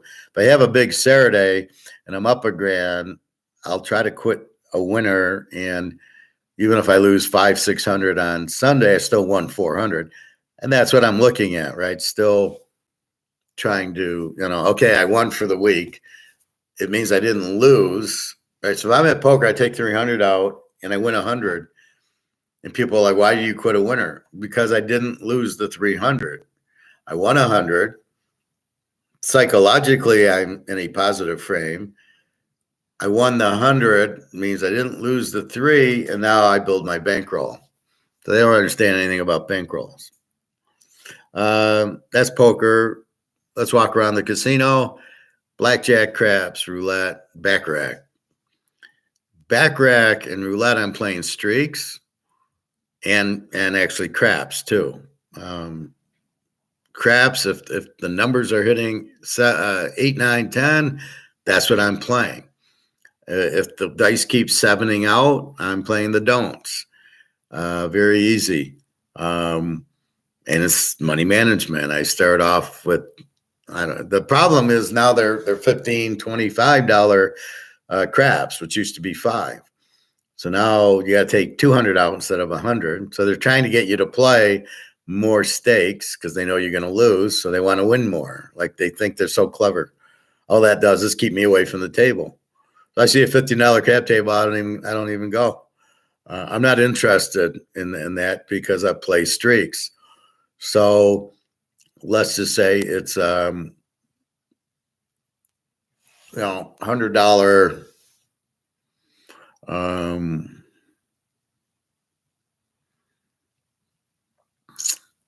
let's say it's a $15 table and I got to play odds, right? So if I'm on the pass line, the only way to play is to play the $25 odds behind it because that's where you get the 15's even money, but the odds are where you get the 6-5, the 7-5, the 2-1, or I can place the numbers, but it gets big. So what you're looking for, 15, you got to probably start with 300.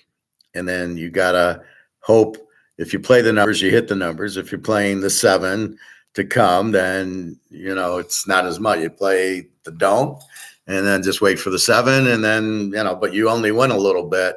Where if you play the numbers, you can play, 4, 5, 9, and 10, and maybe the 8. And then 3 or 4 numbers hit, and then you pull your numbers off, and you could win 3 or 4 times. You can only win once on the don't pass. When the 7 hits, you won, and then all the other rolls, you're not doing anything. Don't play the field. Bad bet. Bad odds. Back rack, the dealer does everything. It's the same thing as blackjack. You take, if you get a 5, let's say you're playing a $5 back rack or a $10 back. So you take $100. You play $10. You start with 10, and then it's the bank or the player, and they do all the work. So all you got to do is see who's hitting. So the bank wins. Okay, next hand I bet the bank. The bank wins again. I'm on the bank. The bank wins again. I'm on the bank.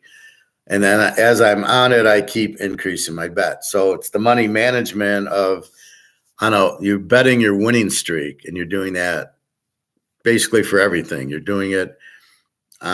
For craps, you will increase your bet on a winning streak, or at least play the same. Backrack and blackjack, you're playing the streaks, right? If you're winning, you're increasing. If you're losing, you're back to $5 or $10. Roulette, you're looking for the streak. Is it red or black? Is it odd or even? The numbers I don't really play because the odds are terrible because of the 0, 0. They're calculated. They're not calculated in the odds. So they give you 34 to 1. but there's 37 numbers because 0 and double 0 are in there. So you're really not getting good odds. Even the even money bets, the red and the black aren't really good because they're red and black. They're not really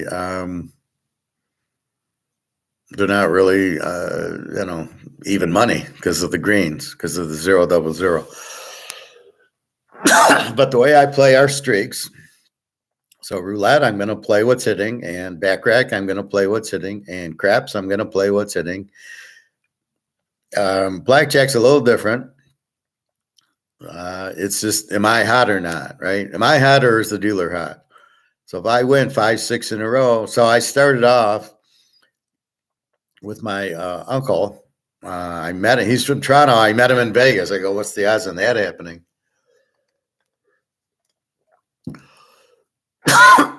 Excuse me. So he teaches me how to play. He teaches me the streak. He's got a 2-headed quarter and it keeps coming up heads. See, look at the streak, and I don't know it. So we go play blackjack. I win 15 hands in a row. I'm up to $185, starting with $5. It's $185 a hand, and I just keep boom, boom, boom, winning. I think I won $1,000. Then we lost, and we went back to $5. But as I'm winning, I'm pulling back. So at 10, I'm pressing, staying, so 5 is 1 unit, 2 units, 3 units, 5 units. And at 5 units, I'm pulling back the whole thing. And then I go 7, 10. If I win, I'm pulling the 10 back. Then I just keep increasing. So as I'm winning, I'm increasing. But then every couple, I'm just pulling the whole winnings back. That way I can actually win. I don't want to just keep raising it. Then I lose. I didn't win anything. So that's blackjack. The normal parts, I mean, you read the dealer's up card. If the dealer has, 2, 3, 4, 5, 6, you always assume the dealer's got a 10 on the bottom because there's 10, jack, queen, and king. So there's 4 different 10s and every other cards, whatever. And you just have that's what you're doing. You're just doing that. And if you got 14, a dealer's got a 6, you never hit. You assume 16. You just assume it. He doesn't always have it, but you assume it. So when you have, against the 6, if you have anything, you're pretty much, unless you have 11 or 10, you're doubling down. Otherwise, you're not going to take his 10, because the fun part about blackjack is if I bust and the dealer busts, he wins, even though we both busted. It's a very strange game because you would think, well, we both busted. Why do you win? I busted, you busted. Shouldn't do that. So that's what you have with blackjack. Watch the dealers. Assume he's got a 10 on the bottom, and then watch his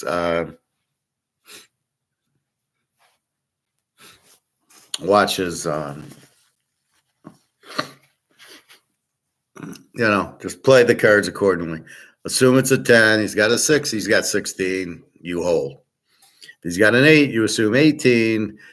And if you got a 6 or a 5, if you got like 12, 13, 14, 15, 16, and he's got an 8 out, you're going to hit it. You don't hit the 17. If you got 17, you're good.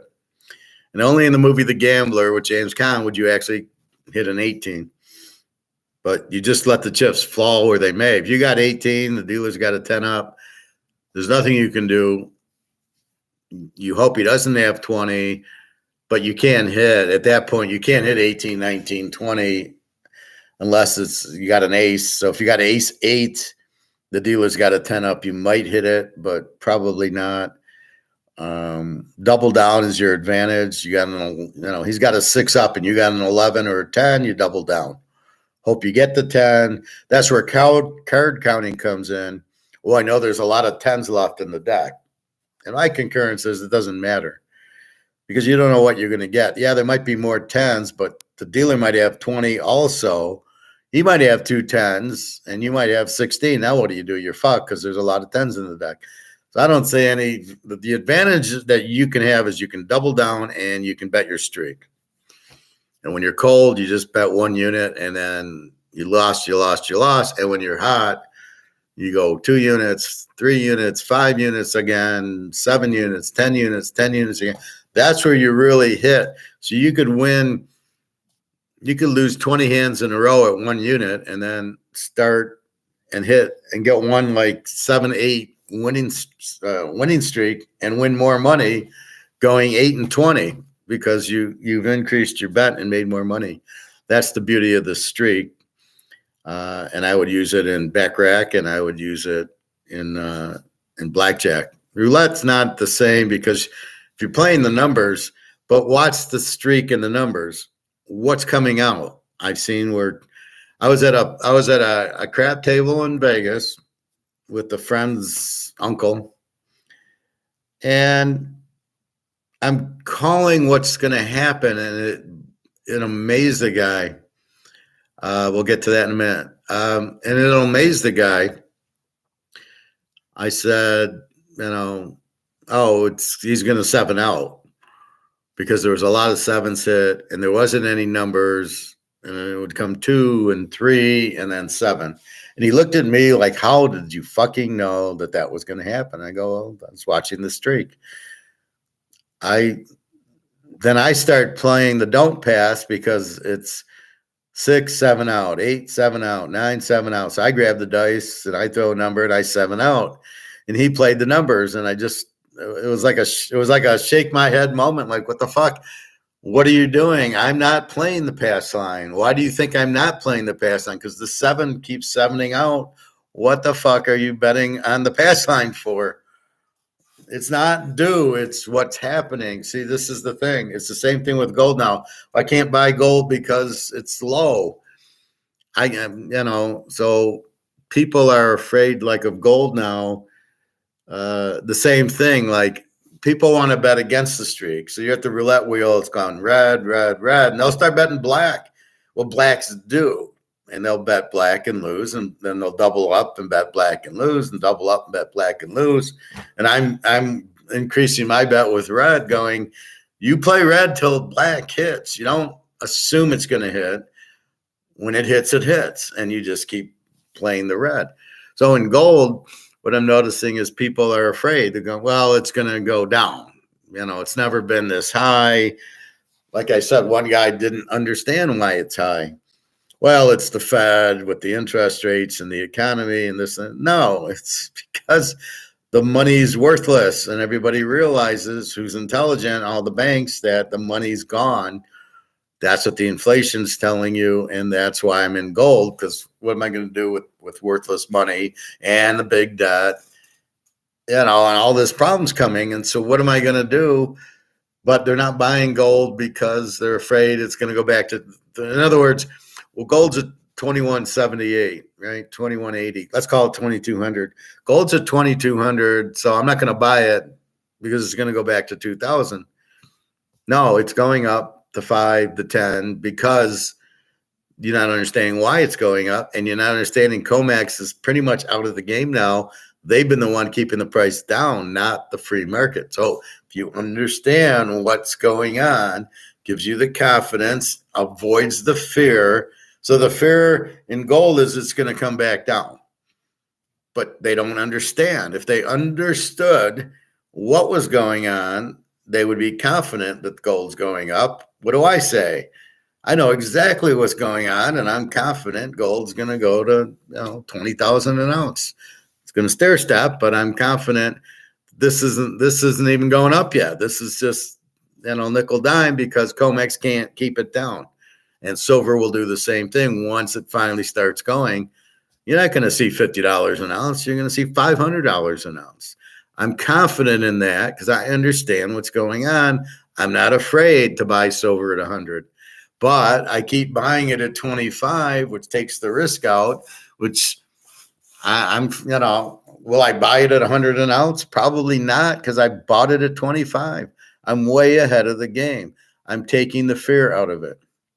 Greg John, what's my favorite sports card? Well, I don't really have a favorite. I like my Mantle. I like my Bobby Orr.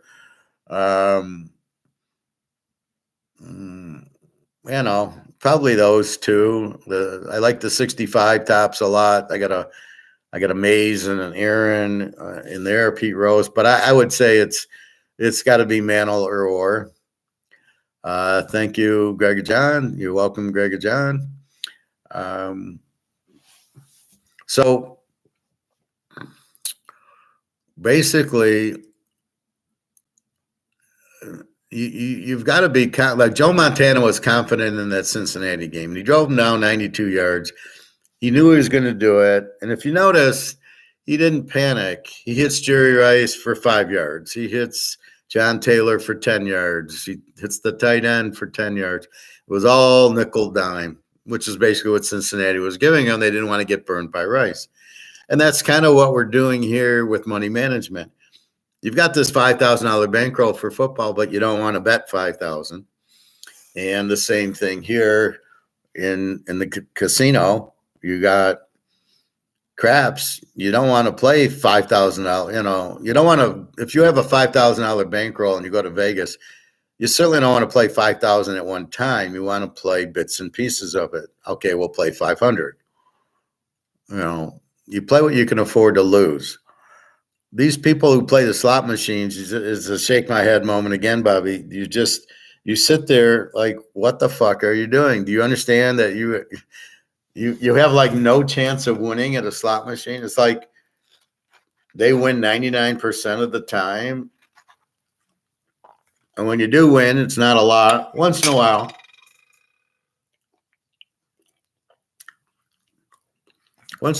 Somebody will win the jackpot on purpose to show you, look, you can win it.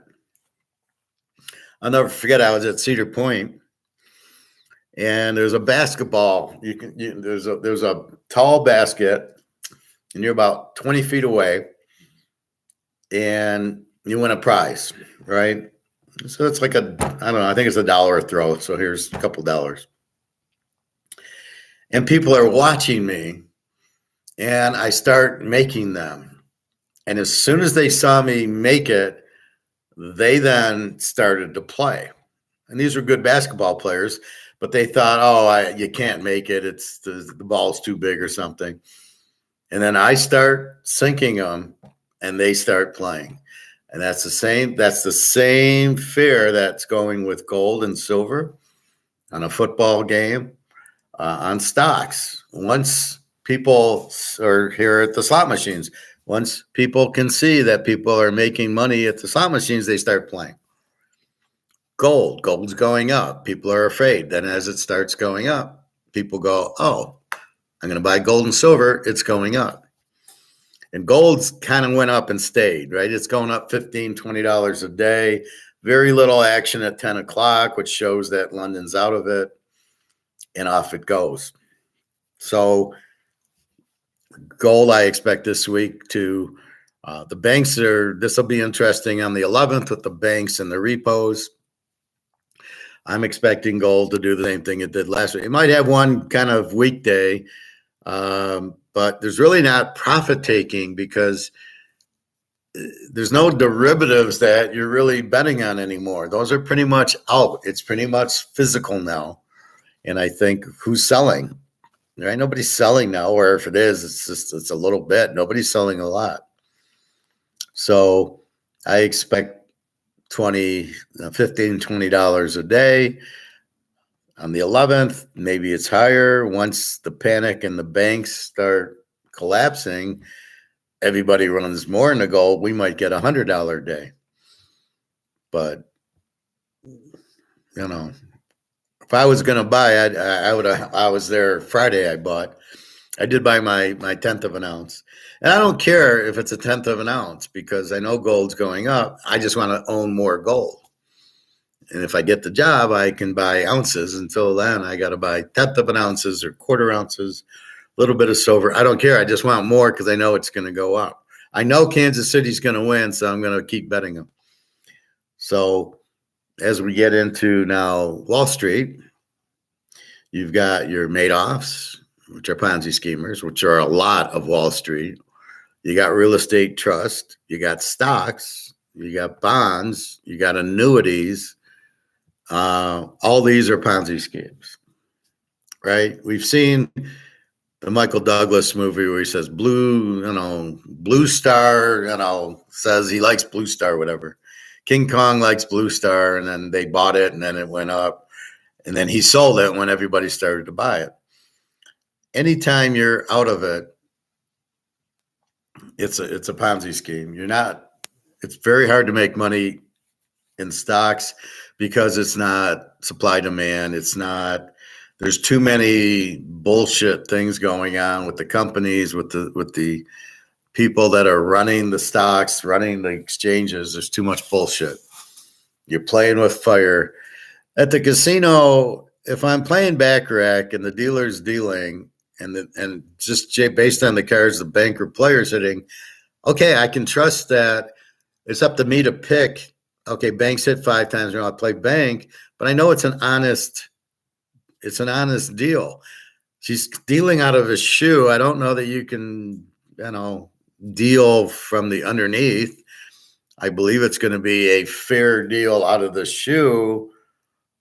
Same thing with blackjack. I don't think they're cheating with the cards, giving themselves blackjack every time. So I think it's pretty fair. They just get you on the odds. Wall Street's not. You can look at a company, look at the gold stocks. I know Luke's had this.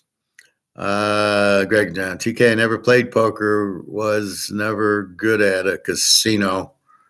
Well, okay, we'll revert back to this, and I'll get back to the Wall Street. Well, because you don't know how to play, you don't understand the games, you don't have the confidence that you know what you're doing in it because you haven't been exposed to it. So it's like anything else. I'm teaching you how to understand football, right? So you should have an idea how to bet it. And that's what I just did, was teach you what to do at a casino. It's the money management, and then it's how to play the games. And all you can do, blackjack, I would just sit at home and deal to my, one to the dealer, one to me, and get the idea. But it's the closest to 21. You just got to be careful.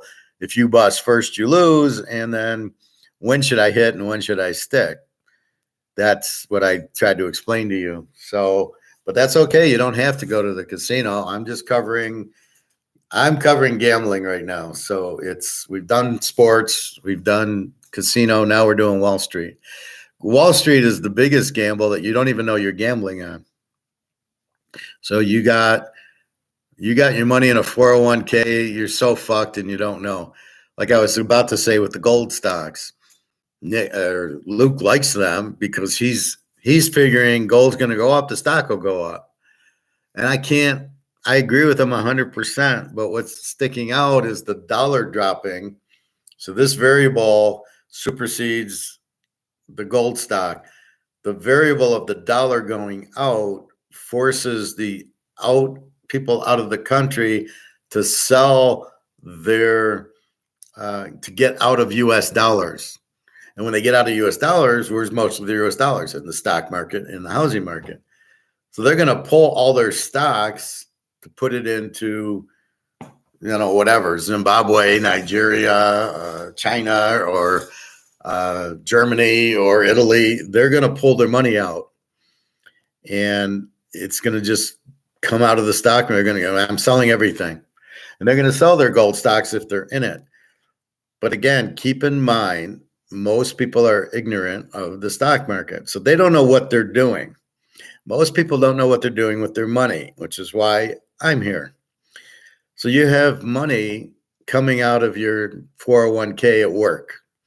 What do you do with it? You don't know. It's in a mutual fund. What does that mean? Well, I got 50 stocks. Why do you have 50 stocks? I don't know. I have a financial advisor, planner, who's a salesman telling me, they're getting a group of stocks and that's it. And if I make money, fine. If I lose money, no, I don't know what I'm doing. So I'm hoping I make money. And this is the problem. you want to do the picking. You want to understand what you're doing with your money. I'm making it easy for you. Just buy gold and silver physical, not ETF and not stock. And that's all you need to do. ABC, ABC investing. Buy gold and silver at these low prices, watch them go up.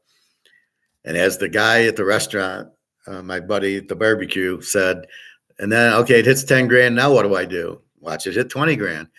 There's no reason to sell it because this isn't a stock. This is just going to keep going. And then it'll be, the dollar will go out and then gold will be the currency. And then you'll use that to go buy a house. But it's not a stock. It's not that type of investment, but it kind of is because it's so cheap. So if you're buying stocks, what makes sense is the gold stocks. But again, you got to understand stocks. It's not up to you. When we bet football, we bet Mahomes to beat Baltimore. We're betting on Mahomes. What anybody else does on their bets doesn't matter. We're betting Mahomes to win, period. And that's the point. When we're betting on Mahomes in football or Verlander in baseball or Sandy Koufax or Nolan Ryan. That's who you're betting on, the guy playing. But you're not doing that in the stock market. The only reason the stock goes up is it's an auction place. So other people are bidding on, so Coca-Cola. The only way Coke goes up is if a lot of people buy Coke stock. If nobody buys Coke stock, it can't go up. And if people start panicking out of fear, as we said in the beginning of our class, when you get the fear, you get out of it, right? So people in the stock market are going to get crushed, but the fear hasn't hit them yet. They don't believe the market. Oh, look, it's at 37,000. They don't believe it can fall because they don't understand why it's at 37, 38, and they don't understand why it'll drop. So they sit there like a deer in the headlights and have this huge risk that they don't realize. And all of a sudden, all the foreigners are going to sell their $130 trillion worth of USD to get safe because they'll have fear that the dollar is going to crash.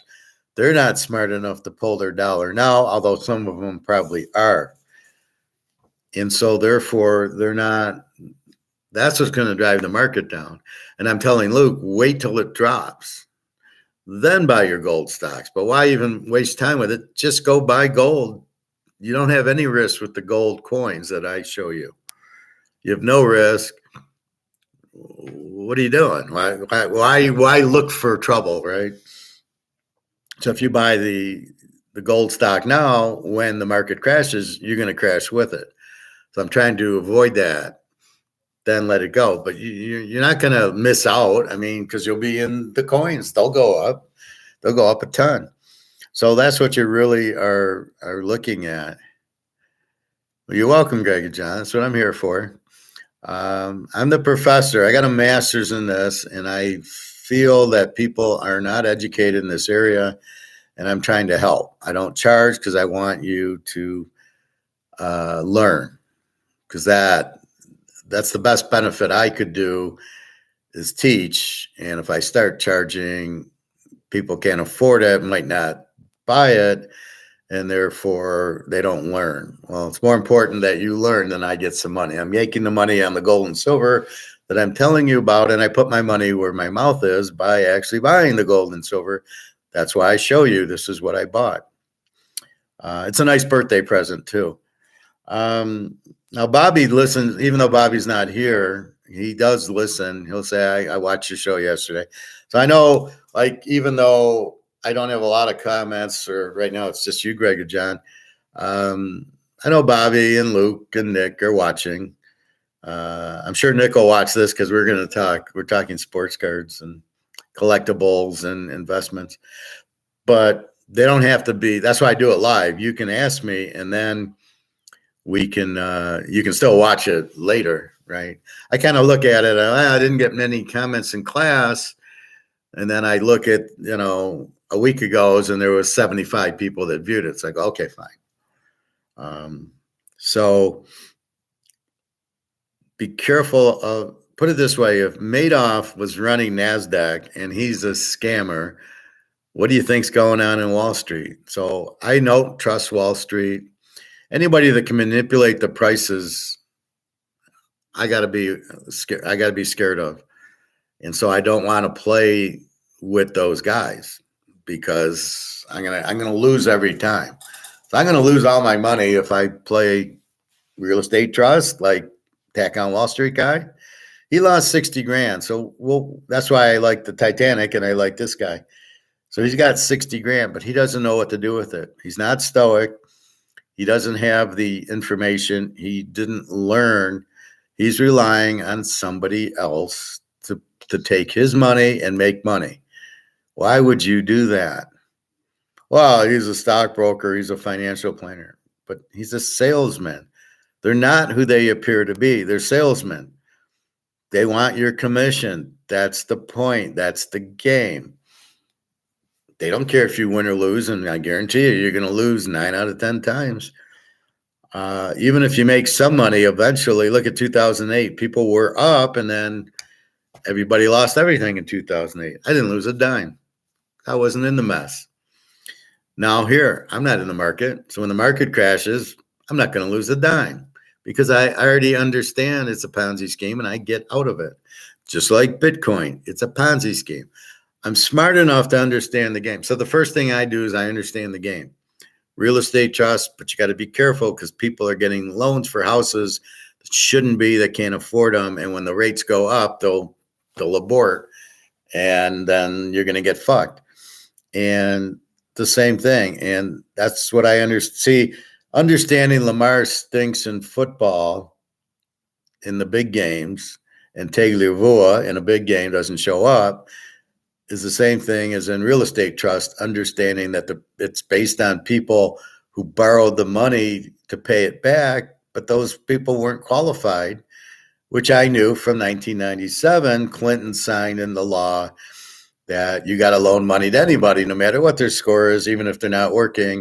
If they apply, you need to approve them, even though they can't pay it back, and it's going to cause this shit.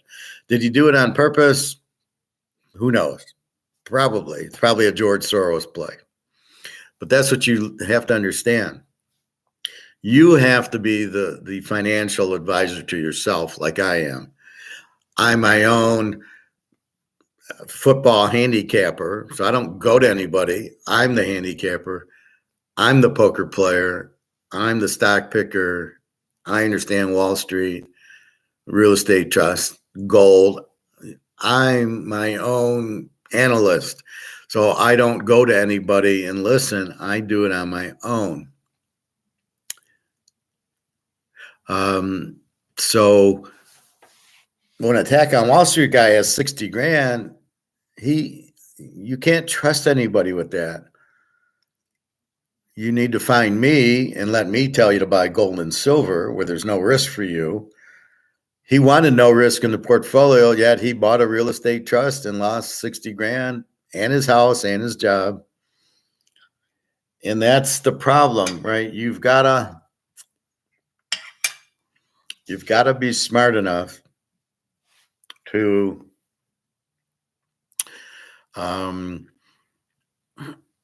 you've got to be the handicapper. You've got to be the portfolio manager. If you can't do that, you can't play. Why would you give 60,000 into a real estate? Why would you trust somebody? See, then that's where the problem is when you trust somebody, and now he's in a real estate trust that he doesn't understand, and the boat's sinking, he doesn't know what that means. So when people are defaulting, he doesn't understand his boat's going to go to zero. His 60,000 is going to go to zero. He doesn't understand that. He's trusting this guy. Why? I don't know. Do you know the guy? I guess not, or he killed him. So if you got the 60 grand, why would you put it and listen to some guy? You said it was no risk. And the guy goes, well, that's what I was told. Yeah, keep shoveling the bullshit, right?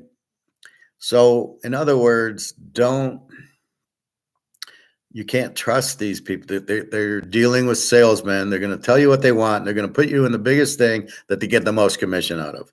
If you win or not, they don't give a fuck. They want your 60 grand to buy, and then they get commission, and they don't care if you go to 0 or 1,000,000. And guess what? You ain't going to go to 1,000,000. Your only chance is to buy gold and silver, which I get no commission out of, and I do it myself. So that would be like me saying, okay, I'll buy the real estate trust. But I would tell you, wait a minute, if people stop paying, we need to get you out of this, because you're going to lose everything if people stop paying their mortgages, which they probably will, because they don't have the credit rating or the job when the adjustable rate mortgage goes from 1% to 3% to 5%. They can't afford the 5%. And that's what's, I think, happening on the 11th. The banks are going to be in trouble. They're going to raise the interest rates, and they'll probably be in trouble. Some of these banks will probably go out. So now Thursday morning, or on the 11th, that's tomorrow. So tomorrow, be very wary about bank problems. As I said, you should have all your money out of the bank. I think I'll get my whatchamacallit tomorrow. I'll get my Social Security tomorrow. That's the only thing in the bank is the Social Security. And that'll be it. And then that's for rent next month. So I don't keep, everything's in my safe. I can't get shut out as far as the bank saying we're closed or you don't have any money left or anything like that. I think this is more the smaller banks, but we'll see. I don't think my bank has an issue. The JP Morgan and the Wells Fargo will have an issue, but not right now. They'll have the issue later. But keep in mind,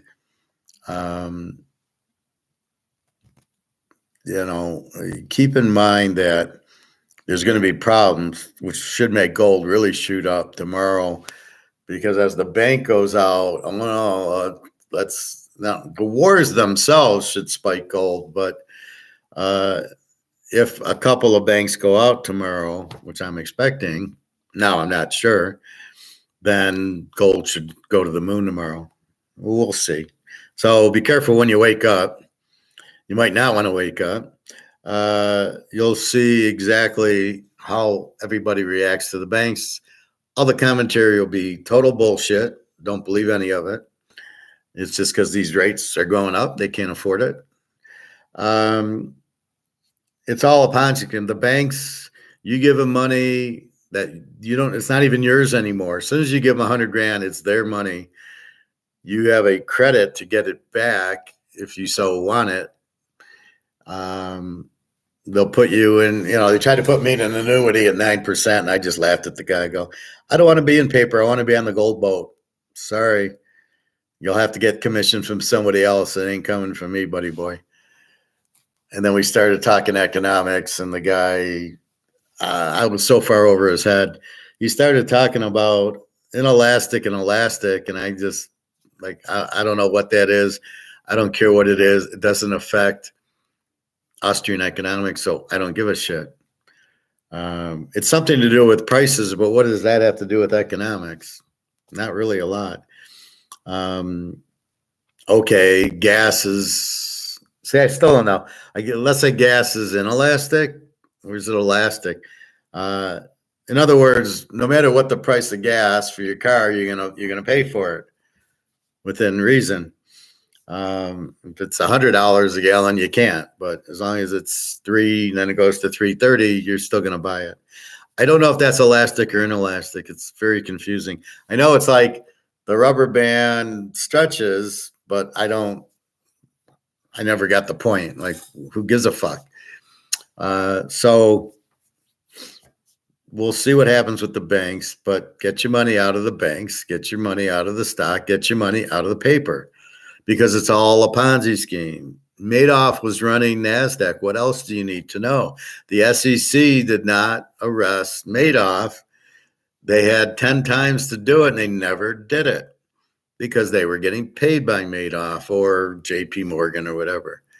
So they all are in it together. It's all a Ponzi scheme. It's a lot of payoffs. Nothing is as it seems. I keep hearing is football scripted. I don't believe so. I don't believe that.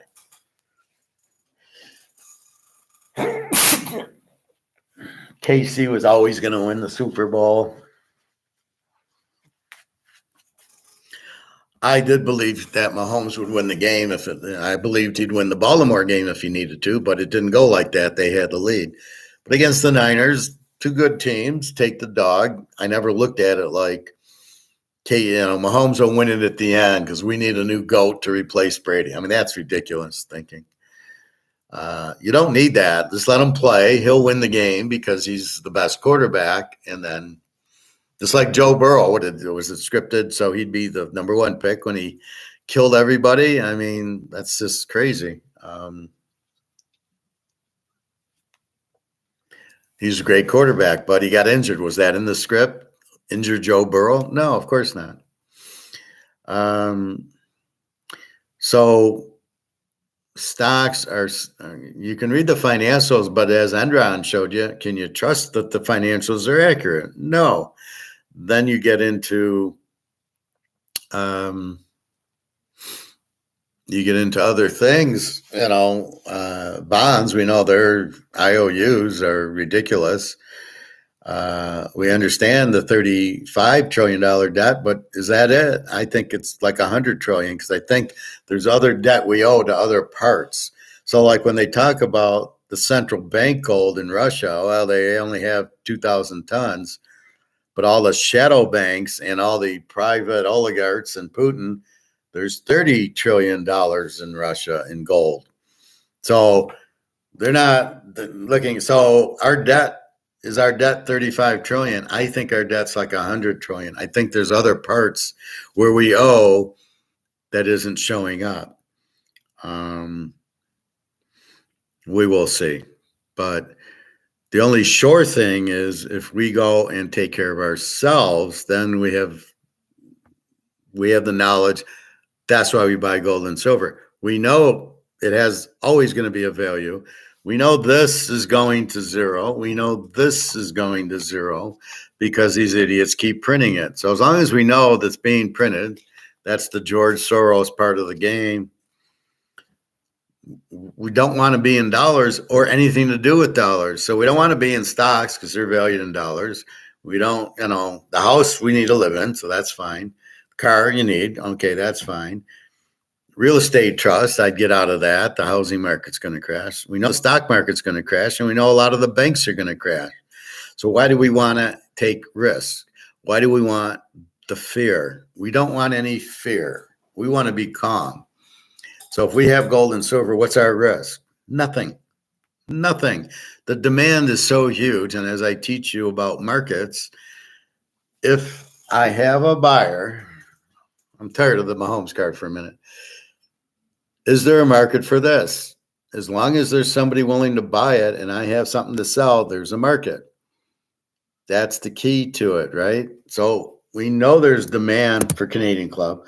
We know there's demand for gold and silver because all the central banks are buying it because they understand the dollar is printed to nothing. And here comes, but what's BRICS doing? A gold-backed currency, not a Bitcoin-backed currency, not a dollar-backed currency. They're coming out with a gold-backed currency.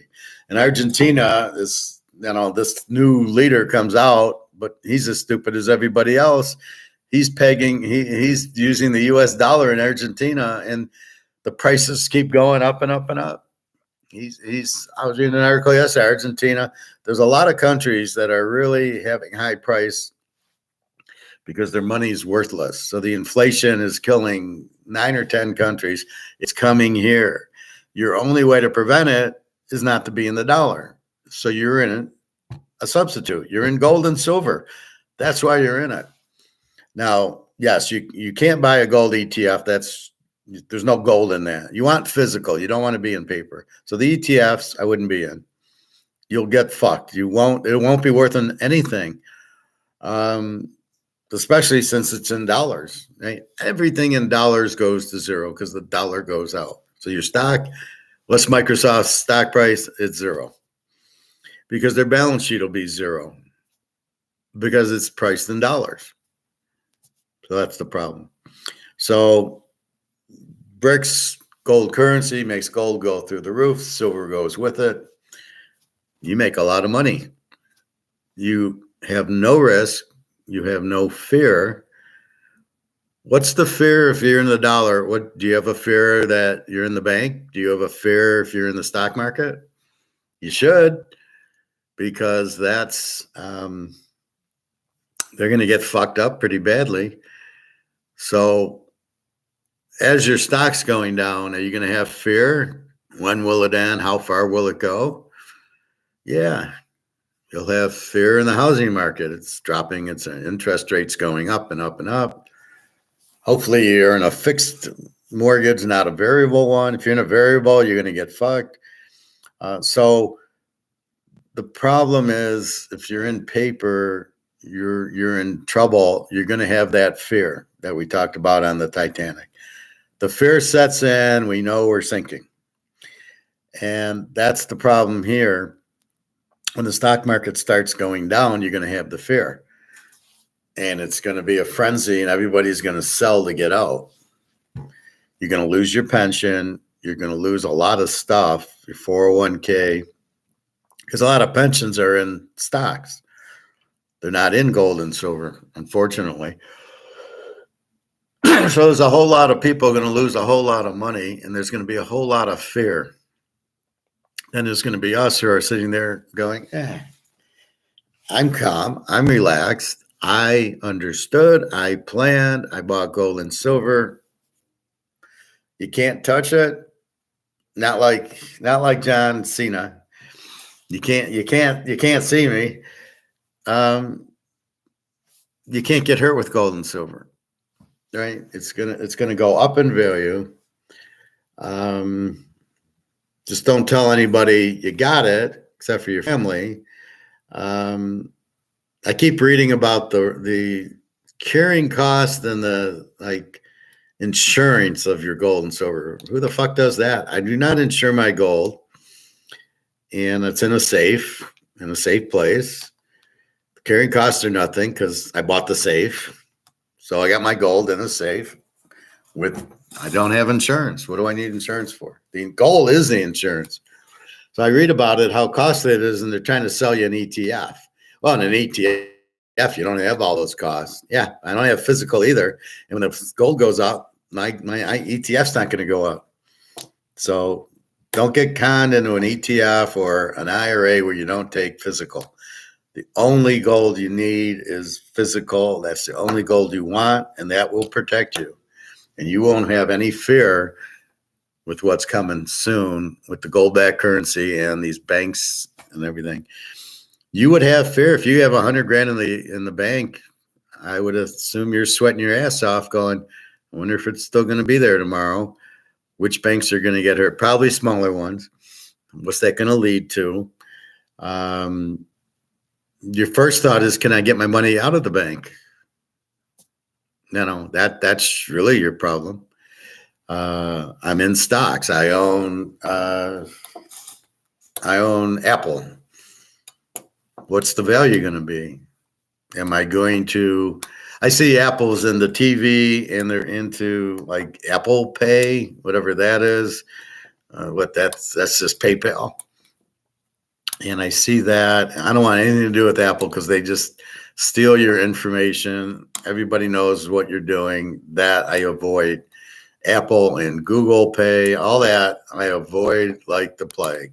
The only thing I do is for the girls, I give them PayPal, and that's it. Or PayPal when you buy my football picks.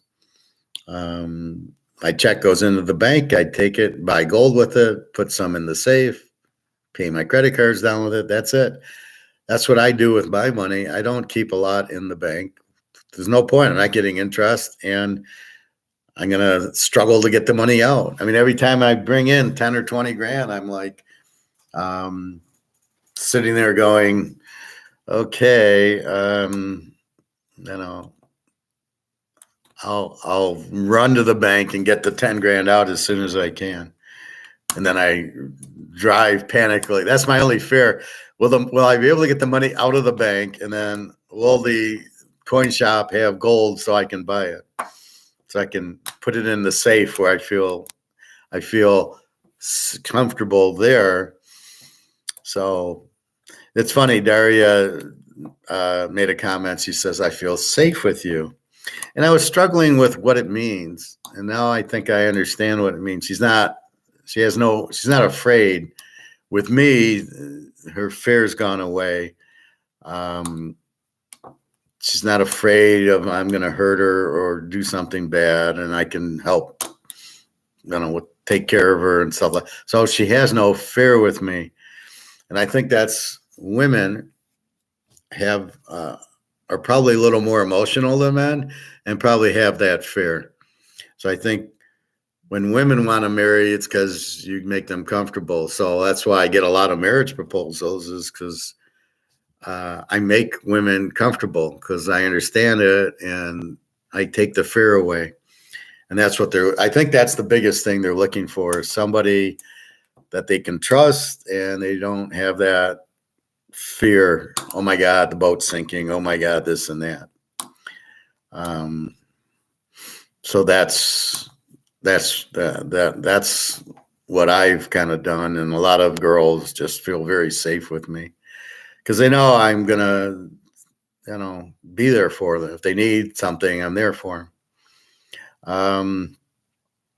But that's the problem. So in the stocks, you can't control it, right? You're in what? Apple?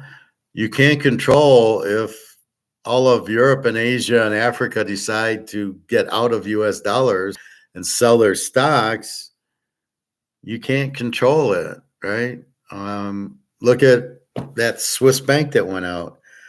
The king of Saudi Arabia or whatever takes 10 billion out and the bank collapses. How do you prepare for that? You can't, right? There's no way you could prepare for that. You didn't do anything wrong with the bank collapse. I think they sold it all to Royal Swiss Bank, RSB. But if you're in the bank, you can't control. And here, so it's out of your control. Well, if you're in gold and silver, you have the physical, you can lock it up in a safe place, not in a safety deposit box at a bank, please. Even if you've got a U-Haul little storage unit, use that. That's fine.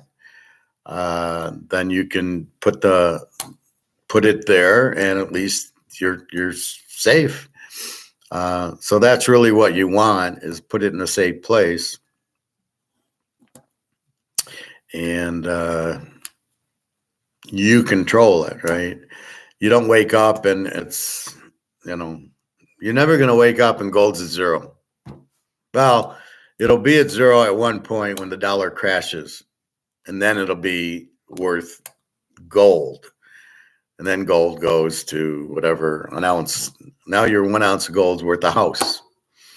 But yeah, everything, when the dollar collapses, will go to zero because you don't have a dollar to get the balance.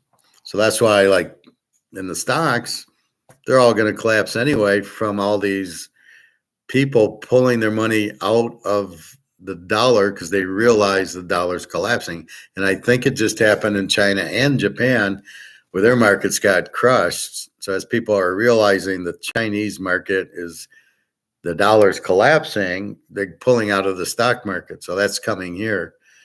The difference is China's going to sit there and go, okay, we'll have gold back one. And Russia's saying, yeah, our dollar's shit. We're going to have gold back rubles. We'll have gold back bricks. And all of a sudden, what's the U.S. going to do? How can the U.S. compete in this game?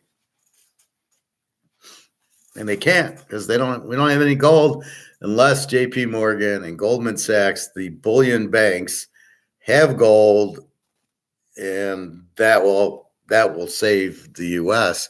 because the Federal Reserve's not prepared. They're not prepared to play the game. The people running it are basically morons, and they don't realize you can't keep printing it to zero. So or they do, and they're doing it on purpose, which they all should go to jail for. And then the end of the, I don't know, oh, we'll use a digital dollar. Is it backed by gold? No. Even if it is, if it's a ETF, it's not really backed by gold. ETFs don't have any gold in them. So they're just tracking the gold price. Well, what are you going to do? So how are you going to have an ETF? Because there won't be a dollar to price it, and gold will not have a price. But they're clueless, right? They don't know gold doesn't have a price. Gold's priced in dollars. When the dollar goes and gold will go to gold's price, but it's not going to be $50,000. It'll be, oh, I can buy a house. I can basically buy $100,000 asset with my ounce of gold. Is gold worth $100,000? No, gold's worth gold.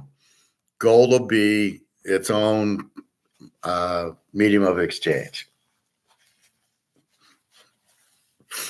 A silver dime will buy milk and eggs. What's a silver dime worth? Milk and eggs. There won't be values on them because there won't be dollars to value it at. So we'll have to see what Zimbabwe's doing, because they're on the gold standard now in Zimbabwe. So how are they pricing things at the grocery store? I'm curious about that. Or there must be some connection of a Zimbabwe dollar equals so much gold. And so when you go to the grocery store, you give them a silver dime and you buy pop and milk and eggs and cookies and stuff. That's an interesting thing what they'll do. But again, we understand the game. There's no stress. We're not afraid. We're afraid in here. You should be very afraid. That's why I call it the Titanic. It's sinking. You might not be afraid now, but as it's sinking, you are very afraid. You should be. I'm trying to get you off of here and kill the fear and fill it with confidence that, hey, we're in gold and silver. We're fine. That's where we're headed. That's what we're doing. We're not going to be, going, oh, I guess we should have got on the lifeboat when the professor said is, geez, my dollar's worthless and gold's now 10,000 an ounce, or just as the dollar's becoming worthless. Yeah, I guess I fucked up. I can't afford it now. Geez, I could have bought it now well, now it's already almost 2,200 an ounce, 2,300 at the store. Okay, you're going to pay 2,000. Now it's 2,300. Like I said, when I started buying it a few years ago, I think I paid 1,700 for it. I think that was the lowest I bought it for. In the beginning, I bought like $50,000 worth. So I think it was 1,700. And I remember I bought quarters, halves, and ounces. I didn't just buy ounces. I wanted to play with them. I wanted to have more gold to play with. But that was, but again, I didn't buy it at 17 to sell it at 22. Yeah, okay, I can make 500 now. That's not why I did it. Because I don't want to get back into this. I don't want to get back into this. I don't want this. This is worthless. So why would I sell my gold for this? This is what people don't understand. Anybody that sells their gold now for this, unless you need it to pay rent and eat, okay, I get that. That's the point of the asset. But if I'm just selling it to take profit to get dollars, you're out of your fucking mind. So anyway, keep in mind, so Wall Street's basically a Ponzi scheme. You got Madoff running things. What does that tell you? Right? What does that tell you? And there's a lot of Ponzi schemes going on. I believe Bitcoin is just like OneCoin. It's a Ponzi scheme. You don't have it. You don't have Bitcoin. There is nothing to have. You don't actually, I have a Bitcoin. Now, I was on eBay yesterday, and I'm begging you to be careful. I was looking at Bitcoin or something, or gold. I was looking at 1 ounce gold, and there was a Bitcoin that said 1 ounce gold. and it had the B on it. It was going for $10. And I'm like, okay, this is not an ounce of gold. It's a 1 ounce gold Bitcoin. And there's the whole Ponzi scheme in a nutshell. They're trying to sell it like it's an ounce of gold. It might be an ounce coin, but not of gold, where it's gold plated. Gold doesn't sell for $10. Now that's your first thing that it's a Ponzi scheme and it's a scam. Gold's going for 2,200, right? I can't get it for 10 in the real world. It's going for 2,200. So don't kid yourself when some guy has it at $10.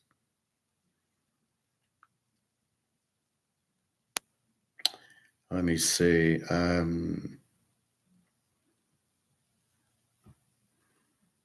What was I going to go to?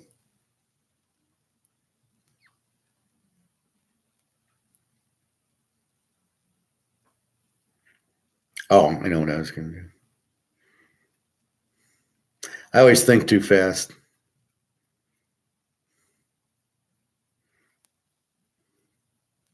I was proud in the interview. I didn't think too fast.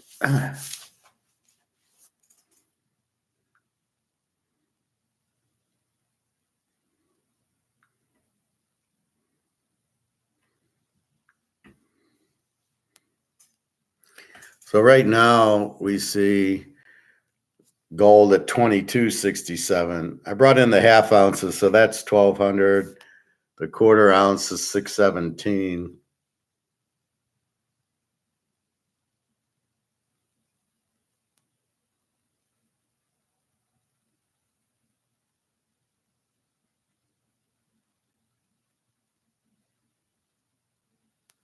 So here we got 2210. I don't know what that is. Here's 2268 and 2257. Right? So why would the Bitcoin be $10? Immediately just walk away. When you see that, you know it's a scam, it's a Ponzi scheme, it's not real. You don't want to get fucked by it.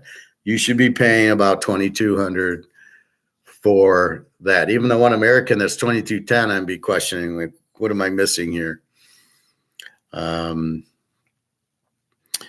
But that's where it's at. So if you see it for $10, run fast. Then there's these gold paper dollars. So it's like this, but it's all in gold. And they're going for like $4. And I'm like, what the fuck?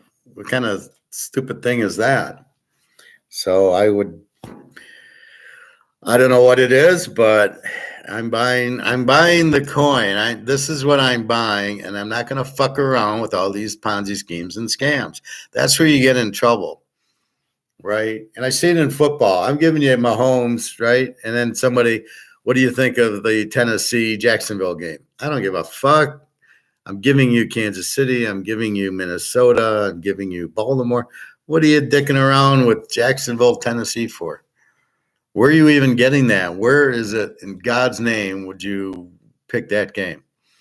That's when I know you're listening to other people and you want my stamp of approval, and I'm not going to give it unless I really like the game. But so in this situation, just out of the stock market because it's going to crash because all the foreigners are going to sell their dollars for safe haven. And the safe haven, the only place they're going to put it is in gold. So when BRICS comes out with a gold-backed currency, stock market collapses because the dollar is gone, right? It's gone now. We understand the dollar is worthless. But if you told people that, they wouldn't believe you. So Bobby's sitting there telling his family that the dollar is useless. They're going to look at him like he needs a mental institution because they don't know. They're not prepared. Bobby's prepared. So Bobby looks puzzled going, what the fuck? But the family isn't prepared. They don't know what's going on. Their head's in the sand. That's why it's hard to talk to these people because they don't understand it. So anyway, so Wall Street, avoid stocks. Like I said, I bought the gold stock. I was in and out in a day. That's how much I trust them. I don't trust them at all because they're manipulated and controlled, but you can't do anything. You don't have a say in it. You buy it at $5 too high and you sell it at $5 too low. It's 60, you want to buy it. Oh, I got it at 65. Or, okay, I'm going to sell it at 65 and you get 60 for it. I don't want to play that game. I'm better off playing poker where it's pretty much me against you. I'm better off betting football where I'm betting on Mahomes. So that's pretty much it. I love when these poker players bet on golf or pool or something. Like, give me a break. Golf. You're not golfers, you're poker players. And you're probably not that good at poker, as good as you think you are. And again, in golf, you got to be careful. You can't just blindly play golf. You got to see how good somebody is if you want to play them. And then, I don't know. I just want to enjoy it. Well, welcome NASCAR All Out. Have you day traded in the past? Yeah, I've done with gold. Not necessarily day traded, but if the opportunity presented, I would trade in a day. So as we know, COMEX in London at 10 o'clock every day drops the gold price. And then as it started turning up, I would buy it. And then as it, it might only be 60, 70 cents. And then all of a sudden I would see it start falling and I'd get out. And I was happy making $600 because I'd buy 1,000 shares. And I would do that every day. And most of the time it worked out. Probably 90% of the time it would go down and then it would reach the algorithm. And then by 10:30 it'd start going up. And that's when I would start buying it. So I was smart enough not to buy it before the 10 o'clock spike down, which it did every day, 99 days out of 100. But that was all I day traded. I made a lot of money. Was in Newmont mining. And then all of a sudden, Newmont mining dropped like 20 points and all the gold stocks dropped. And I got out of it and I just started buying gold physically. And I hold them. But day trading is just a trend analysis. Now with gold, it was easy because you knew at 10 o'clock it was dropping. And then when it started coming up, then you could start buying. And sometimes it would double dip. Sometimes it would go from like 50 to 49 and a half, and then it would start coming up, and then it would double dip on you. Well, once in a while. And then you just waited for it to go up. But the problem was it was getting hammered. So there was it might go from 50 to 49. You get a little bit of a tail, and then it dropped, and then it goes down to 45. Well, I can't wait to get back into to 49 and a half or 50. So I just got out. But everything's like a trend analysis when you're doing stocks. I just assume just buy gold and silver. It's much, much easier. But thanks for the question. Hope I answered it. Right now, you should just be buying gold and silver, all you can eat. Physical, not ETFs, not stocks. And just wait as the banks and the stock market crash, you'll be going, yeah, pretty good. So again, the fear is when people don't understand, and then the ship starts sinking. Well, dude, what did you think when you ran into the iceberg? Didn't you think the boat was going to sink at that point? Like, why are you surprised now? And it's the same thing. Don't you know the dollar's out? You got a $35 trillion debt and high inflation.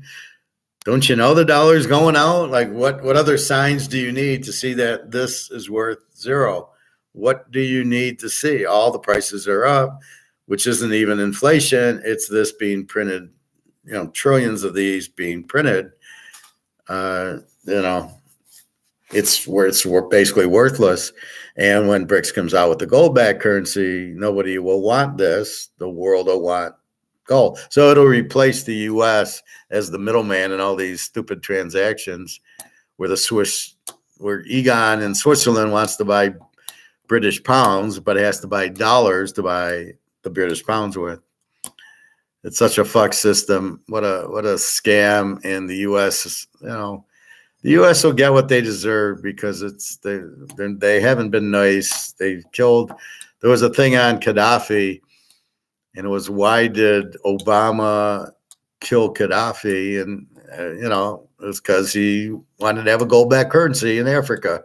He was trying to have a gold-backed currency in Africa, and the U.S. didn't want it, and the U.S. killed him. This is our country, right? Yeah, I'm really proud of these idiots. And they're blowing it up because they don't like the U.S. So we have to understand that what the game is, and then we can plan accordingly. Is get your gold and silver. That's what you should be doing. So anyway, Wall Street's fixed. You just it's get in and out as quick as possible. But it all determines by Coca-Cola stock can only go up if somebody buys shares of Coke. If nobody buys shares of Coke, it can't go up. That's why the gold stocks aren't going up, because they're all controlled by the market maker, and it's basically controlled by whoever buys it. So the broker or financial planner, whoever runs, JP Morgan. You put your money in a mutual fund at JP Morgan, or your pension, or your 401k at work. Who the fuck do you think's buying that? The JP Morgan guy is buying what he wants, where he needs the commission. Those stocks go up. The other stocks that he doesn't buy don't move. So you can hold your breath for a year. That gold stock's not moving because nobody's buying it. They don't want to show strength in gold at all, because then people will get out of the dollar. So fortunately, COMEX is blown up for the gold. We're waiting for it to also blow up for the silver, which it's going to do soon. That's why I showed the Mark McGuire clips the last few days. Basically, the BRICS current gold currency will blow up everything. So you don't want to get caught with your head in the sand, as so many people here just don't believe that the dollar can go out. Well, it's out. It's not a belief. And that's why I bring up the Roman Empire. I'm sure the Romans didn't believe their dollar could go out either. But when you have these idiots in charge like Caesar and Nero and what's his name, Caligula, when these are the guys running your country, you can't be surprised you went out. And we got Biden and Obama, and I'm not sure how good Trump is. I don't know that Trump's the savior of Rome, to quote the Gladiator movie. I don't know that he is. He had 4 years, and he didn't really do a whole lot. He tried to do the wall. It takes you 4 years to put the fucking wall up. He didn't do anything with the money. It's still a mess. He didn't have a gold-backed currency. He didn't buy gold. What's he doing? NASCAR, HKD was a Hong Kong stock that debuted at 13 and shot up to 2,500 in the first 13 trading days. It defies logic how something like that could. Well, that's fixed. That's Madoff, right? That was back in July 22. A few other interesting Chinese Hong Kong plays that have done similar. Well, you do realize that the Hong Kong, Singapore is all mafia, right? You do understand that. That bank, I think it's HSBC or something like that, it's all money laundering. There's a YouTube on it. It's all money laundering. So it's basically the mafia taking all their money in, and all these other mafias, and just laundering the money, and they allow it in Hong Kong, Singapore, I think. So I'm sure it's fixed where these people are bidding it up. So whoever's in at $13 made a fortune, which I'm sure was all the mafia guys. Then they sell it to the pensions, and then people like me and you, and we buy it at 2,500. And then what's that? Okay, so that one is $13, shot up to 2,500 HKD. What's it at today? $10 probably. And then a few other, and then the other one. So yeah, it's all, understand the game. The game is that the bank is money laundering for the mafia. So why would you be surprised by anything that happens there? It's not. You've got to get to free market, and that's the thing. We don't have free market in gold, and so we're starting to get free market in gold because of the Basel III or whatever, where now it's gold's a tier 1 equal to a treasury bill, and you can't print gold, and everybody's running out of the dollar into gold, all the central banks in the rest of the world, China and Russia, because they realize that you can't print it, and gold's going to do the 13 to 2,500. That's what gold's going to do, and silver. So I advise it's $24 a share to buy, or an ounce, buy as much silver as you can possibly eat. And the same with gold. I would still keep buying gold.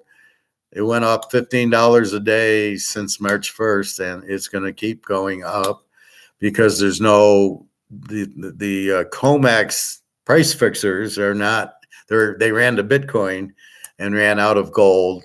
There's still a little bit in silver, but we're getting those out because people are starting to buy the cheap silver.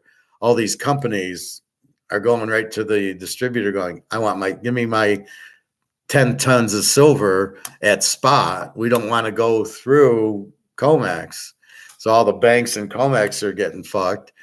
And then they don't want to keep the price low, because if they keep the price low, these companies are getting it cheap. Well, it's worth a whole lot more than $24 an ounce. To be honest, retail had a chance to get in at 13. I was in at 13 on day one of the IPO. It's just, I sold it the same day and didn't make much. Well, you were scared, so I guess the question is, why did you buy it? So if you're buying it, I would assume your expectations were going to be much higher than 13. I don't know if you expected 2,500, but you didn't know the mafia was buying it all up. So you're in at 13, you're out at whatever. But that's okay. That happens. I hate when people bring Bitcoin up. Well, I bought it at $2 and now it's at 60,000. It's like, who fucking cares? It's a Ponzi scheme. If you want to invest in Ponzi schemes, maybe Madoff's brother, he's got a brother. Maybe you can buy his Ponzi scheme, or I'm sure there's other Ponzi schemes on Wall Street. And just because you make money at it doesn't mean anything. It's like me saying I had KC in the Super Bowl. Well, who gives a fuck? That was over. Okay, we won, and now we move on. And it's what good does it say? Well, you were on San Francisco, so what? I'm trying to rub it in your face, and what's the point of that? So I'm too stoic for that.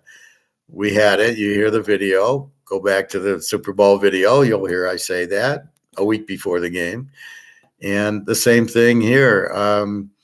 That happens all the time, but the same thing happens where it goes from 13 to 0, and nobody brings that up. They only bring it 1 to 25. So I'm glad you didn't lose on it. I don't know. Can you tell me what it's at now? I'm sure it didn't stay at 2,500. I'm sure the Ponzi scheme ended, and it's probably back at 13, or if not, maybe it's 0, because Hong Kong dollar? Hong Kong stock. No, it's a stock.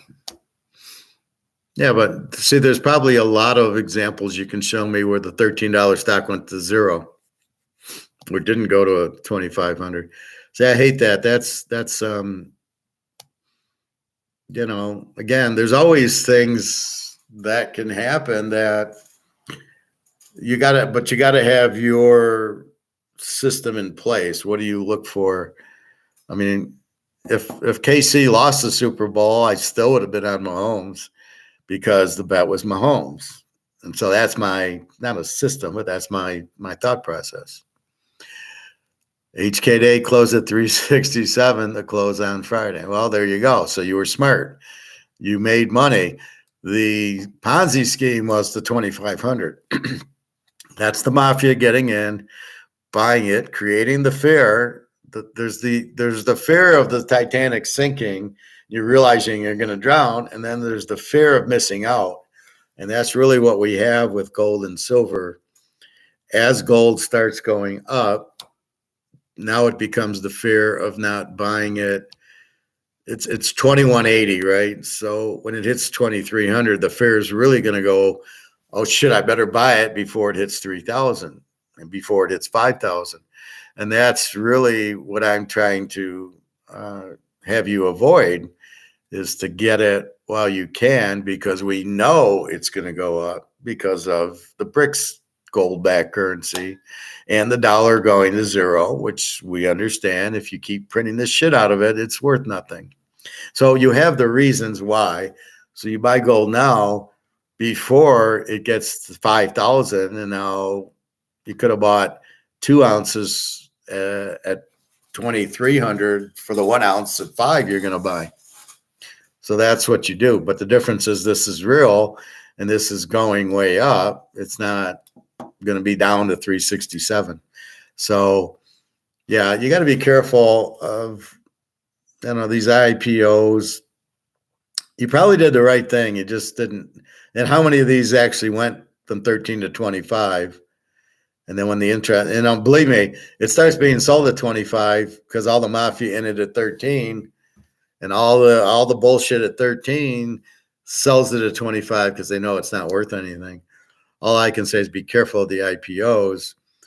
You got to know the product, what it is, and is it a good company, and is it financial, and is it good in the marketplace? Is it going to be a market leader? Is the price something here and your expenses are here, so you're going to make all this money, or is your cost up here and it's a loser? You got to know all that before you get into it. That's why I don't see. That's a perfect idea why I don't play stocks, because it's all fixed. 13 to 2,500, and all the poor guys that bought it at 2,000 up to 2,500 lost their ass because they're going, oh, it's going to go to 5,000, it's going to go to 10,000, and they wouldn't sell. They probably still own it now. They probably own it at 367. Well, it could go back to 2,500. That's the Bitcoin people, right? What do? The Bitcoin people sit there and go, gosh darn it, it's never going to stop. It's going to go to the moon. It's at 67,000. I should sell. If I was at the crap table, I'd be cashing in my chips or at Backrack. But this is different. This is Bitcoin, so I'm not going to sell it because it's going to keep going up. Good luck, fellas. I mean, you're dreaming. Nothing keeps going up. As I say, it's like red hitting at roulette, and it's hit 10 times in a row. And you know what? I'm going to keep playing red, and it's going to hit it 1,000 times in a row. Red will hit. And you're like, yeah, okay. I can give 3 examples of Asian IPOs that really exploded in a day. That one. Yeah, well, I get that it's a fixed market and it's a mafia market, but are you trying to say to buy IPOs or what? And then the question is, where are they now? You just showed me one went 13 to 25 down to 367. So I'm not understanding. Yes, I guess IPOs in Hong Kong will go up. What do you buy? All the IPOs and hope you get a couple of these? Do you know it's going to do that before, or are you not? You don't know, and then all of a sudden it goes up. That's all I'm saying. So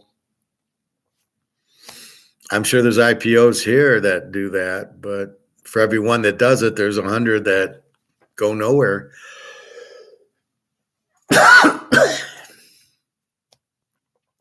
So my thought process is this. I've tracked about 75 of these Asian IPOs over the past 4 years.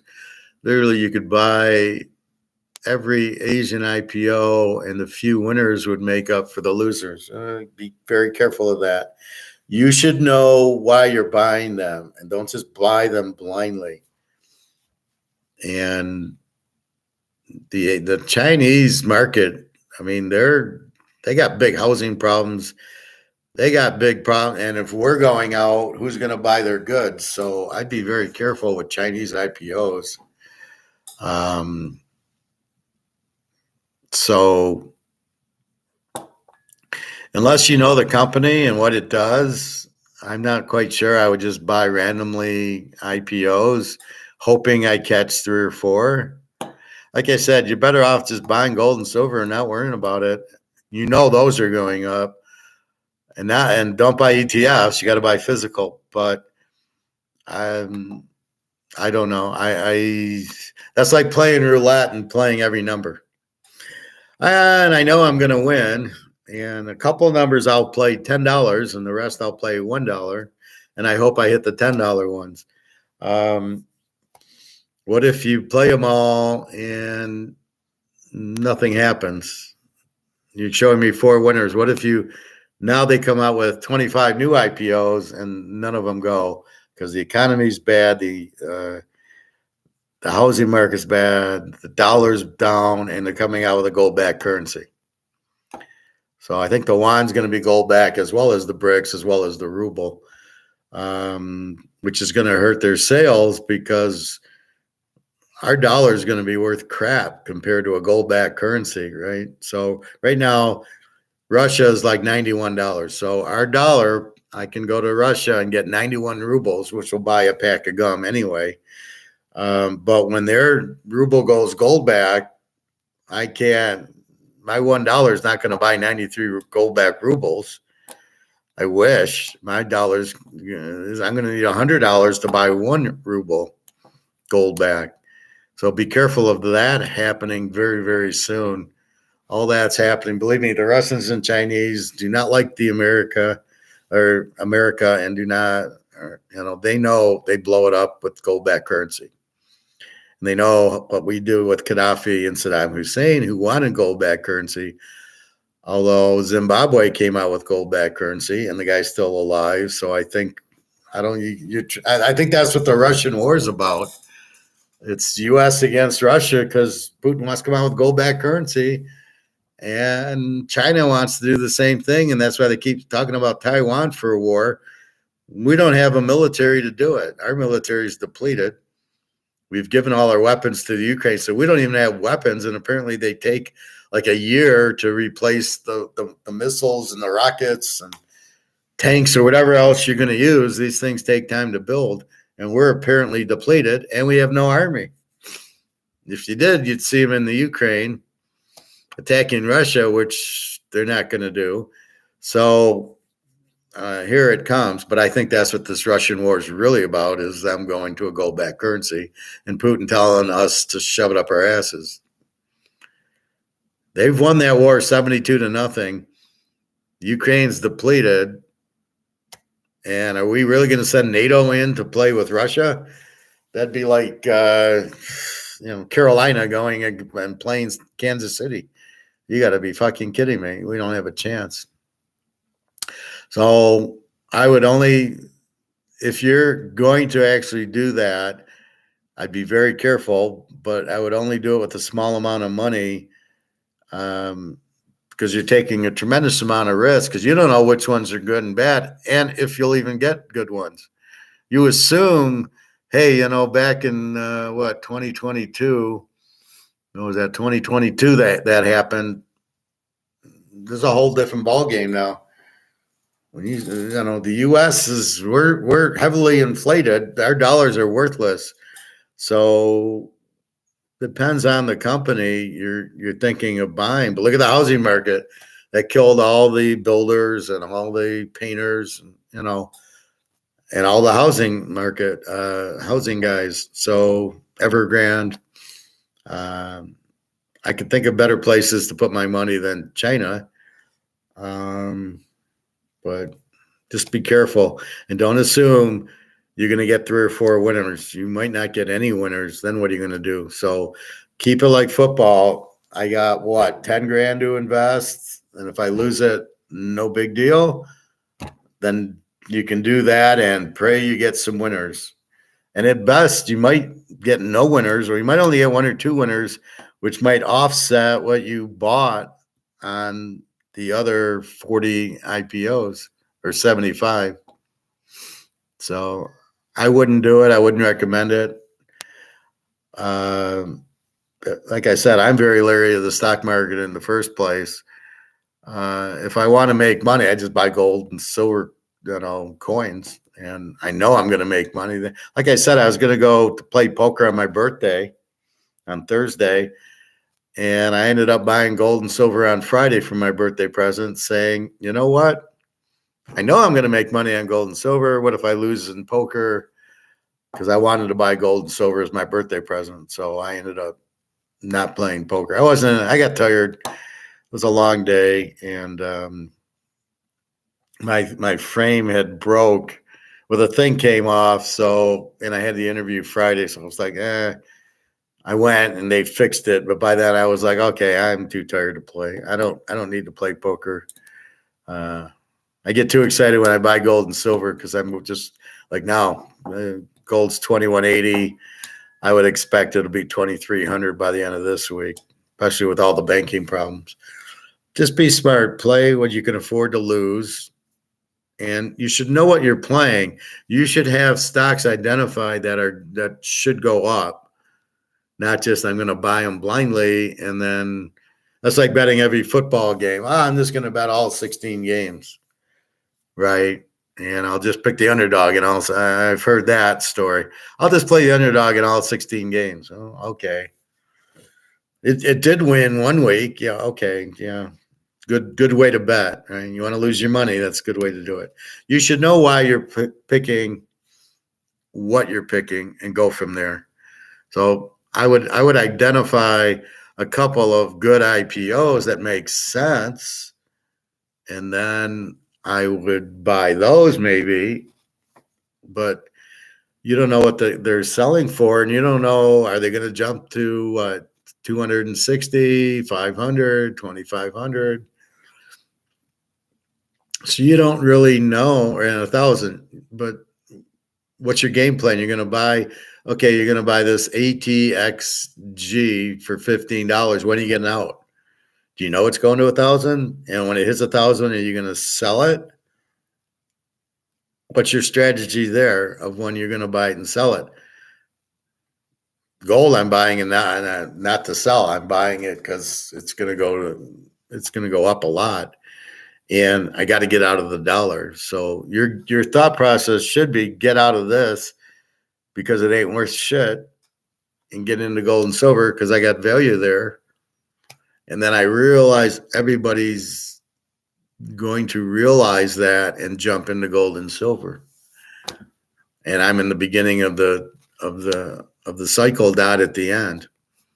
And it's not fixed. So it was fixed, but now we're kicking COMEX out of it. So now we get a fair market price of gold. We know all the central banks are buying gold and silver as fast as they can. So there's huge demand. So COMEX won't keep the price down. And in worst case, I have my gold. I can go ahead and I can sell it and get whatever back if I need to. That's the beauty of it. If I need $2,200, I can take my 1 ounce of gold, go back to the store, get $2,200, say thank you if I need to. But I don't want to be in that position. So I'm keeping some money in the safe for some rainy days. So that's how I would do it, NASCAR. I would not. Your way is not really sound because you're just hoping, right? I'm going to bet, Minnesota over Detroit. I hope they win. Do you know they're going to? No, but I hope they're getting 7 points. I'm going to bet the dog just because, and I hope it wins. That's the problem with it. You got to know you got to understand why you're betting the game, your expected score, and everything. So if you buy an IPO, you should know your expected price target. What do they do? Are they going to be profitable? This is what you want. You want to be in a good industry, in a good company, run well. I mean, do you know anything about the companies? So at least if you buy Apple or Microsoft or Coca-Cola, you understand the company, right? You understand the market, and they are making money. But keep in mind, massive inflation, massive debt in this. That's the first thing you need to do is get out of it. Because even if you hit your IPOs, you're still in dollars. You haven't gotten out of the dollar. So whatever you make is really worthless. So at the end of the day, you want to buy gold is to have value. So that's what I would do. Anyway, I got to get to swim. They close at 4:30 today. And with fucking daylight savings, it's not 1:40, it's 2:40. I lost, lost an hour. Anyway, have a wonderful day. I will see you tomorrow afternoon. I think I'll get my hair cut. I might hear about the job. They said Monday, maybe Tuesday. They want to move quickly. Tenneco seems like a good company, and it's 3 days remote, 2 days there, which is like 10 minutes away in the next city. So that's good. No highways to worry about. And seems like just a regular finance job for me, which I eat those up. So anyway, have a good day. www.teaserking.com. If you ever want to email me, go there. You'll get my email on the homepage. And that's about it. So watch with the banks tomorrow is March 11th. That's the D-Day of these repos coming home to roost, which means the interest rates going up and the people can't afford them are going to say, I can't afford my car payments and I'm not paying anymore. I don't know how much with the houses, but that's probably the same too. So be careful.